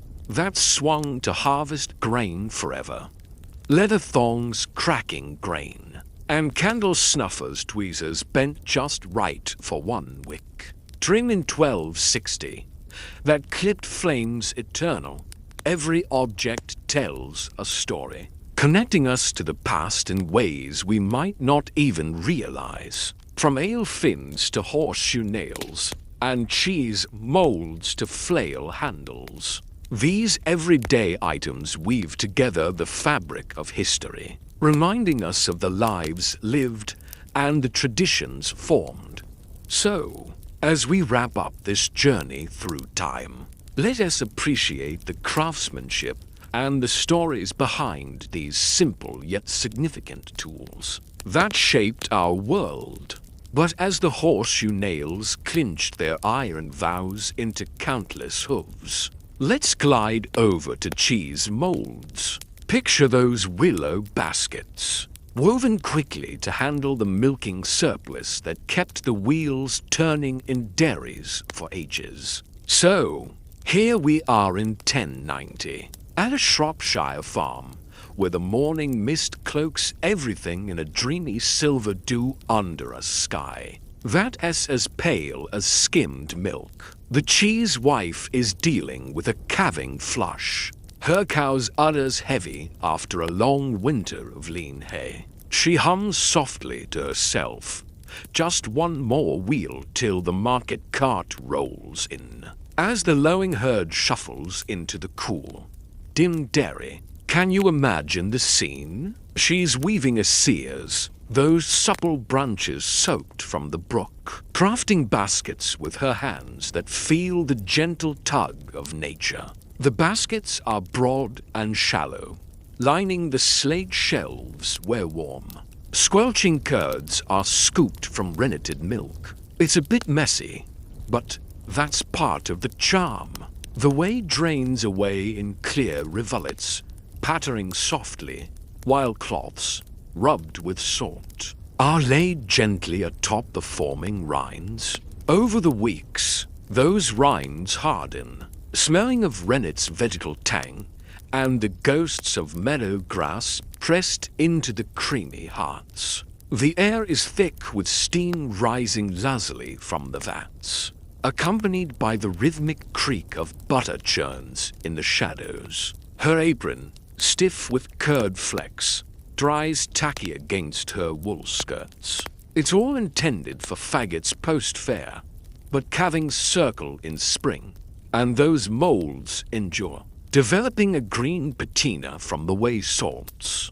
By 1150, the villagers proudly claimed their dairy wives' baskets. Archaeology at Goldthoe Dairy Yards has even revealed osier prints in peat fills, with pollen from clover meadows embedded. Can you feel that fibrous yield of willow weaving tight? And oh, the curd's cool yielding squelch under the scoops.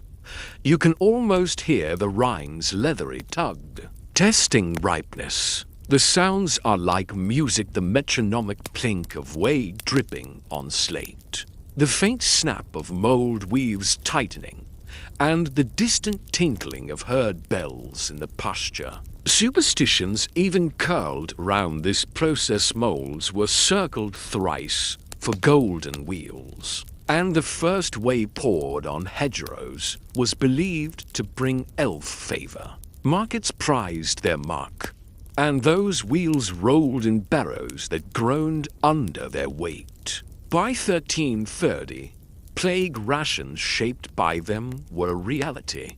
Kids licked the rinds while elders turned wheels in cool caves. The textures ranged from a fresh, supple snap to a salt-crusted resilience. The smells, oh, they layered beautifully from warm milk steam to the aged musk of caves. But then, floods soured herds in 1216, and moles had to drain salvage. The surplus press birthed cheesemongering lore that would last through the ages. As the day faded, let us shift our focus to flail handles those ash sticks, hastily bound for one threshing barn, that swung harvests across eternal granaries.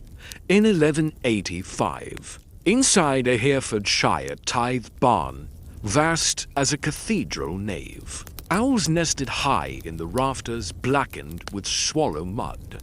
The reeve-faced towering stacks of golden sheaves after rain had swelled them. One gang's thresh till the flails break, he barked, wielding fresh saplings cleft from the copse edge. Can you picture it?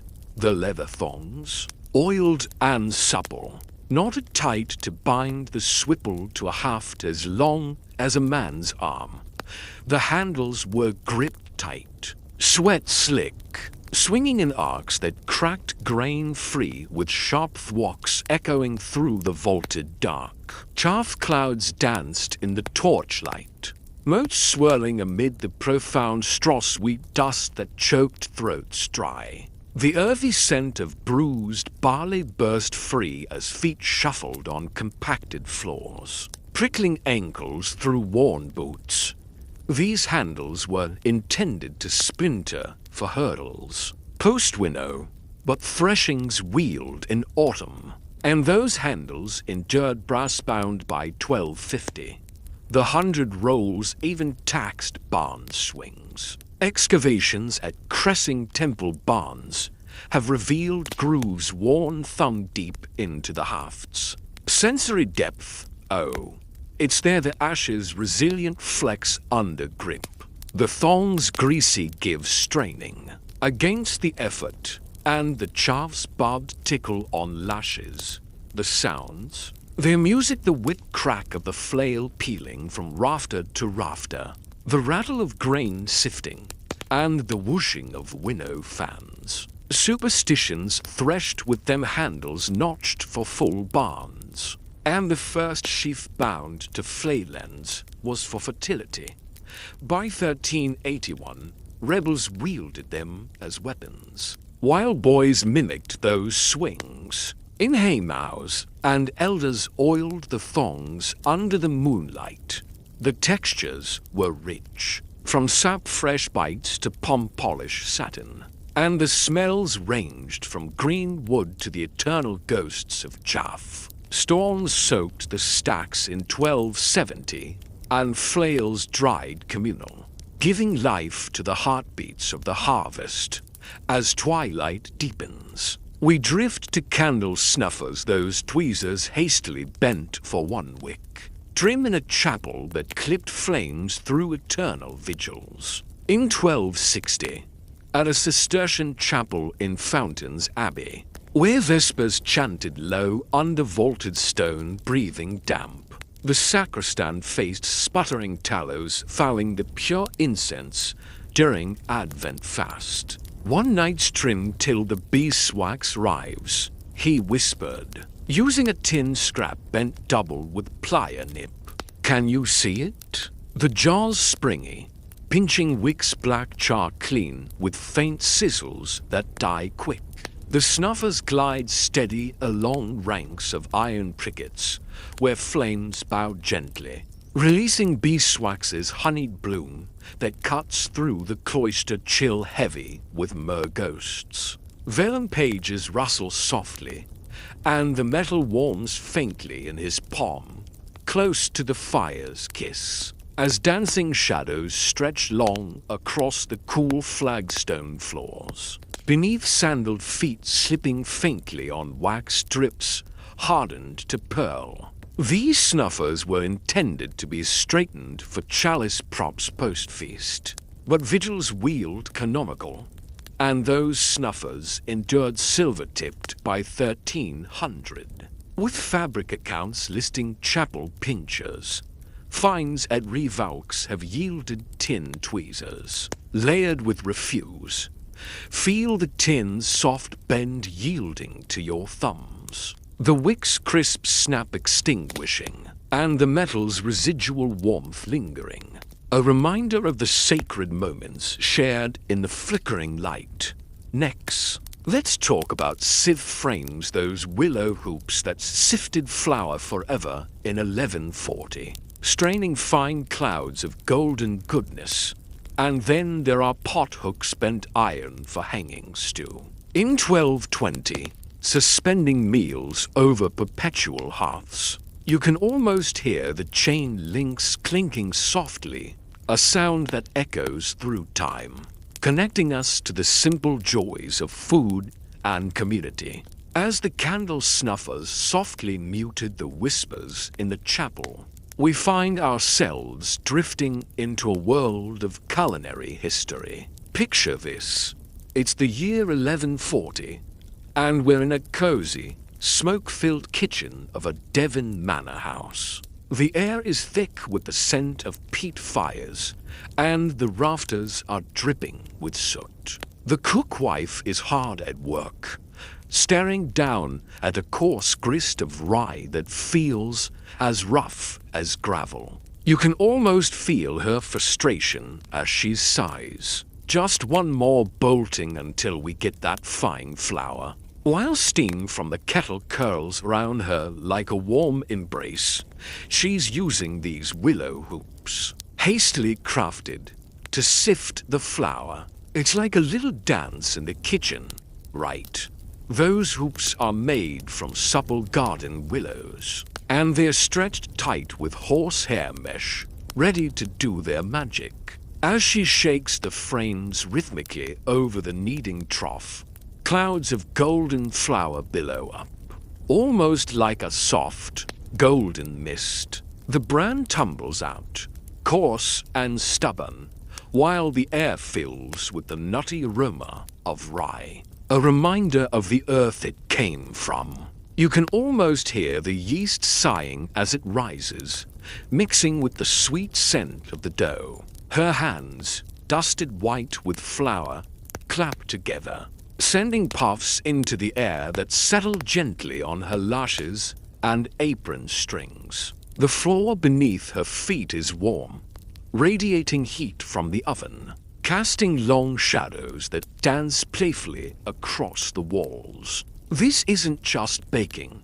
It's a ritual, a daily act of love and nourishment. But the baking doesn't stop here. This is just a glimpse into the life of a medieval cook.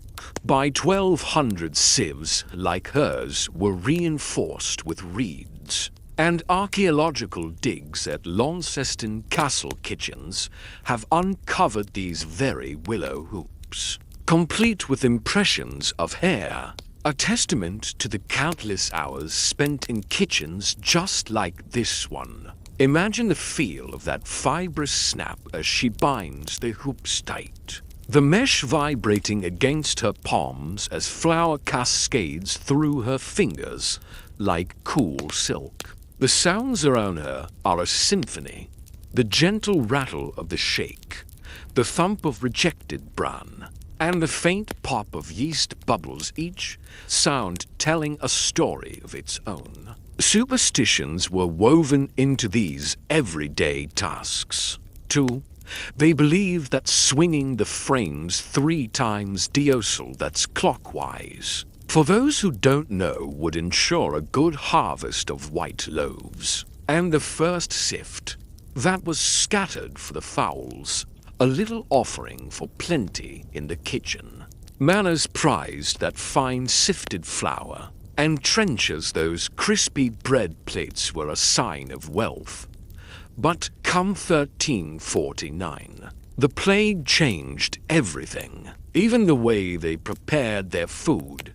Families had to make do with whatever they could find, and pure porridges became the norm. Fast forward to another scene, and we're beside a croft hearth in rural Norfolk in 1220. The wind is howling outside, and the good wife is in a bit of a pickle. Her cauldron chain has snapped right in the middle of simmering a thick pottage filled with leeks. Just one hang until the irons mend, she says to the traveling tinker, who's hammering away at a scrap rod over his knee. The glow of the cherry-red metal contrasts sharply with the hissing steam rising from the hearth, creating a warm glow that feels like home.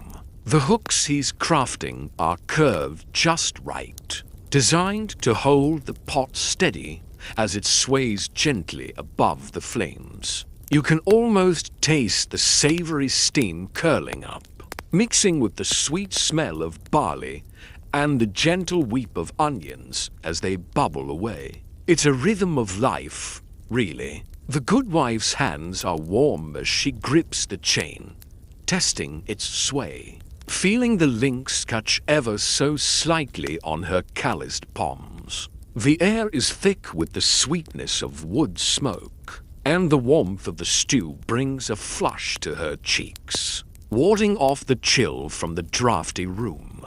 These hooks weren't just for cooking.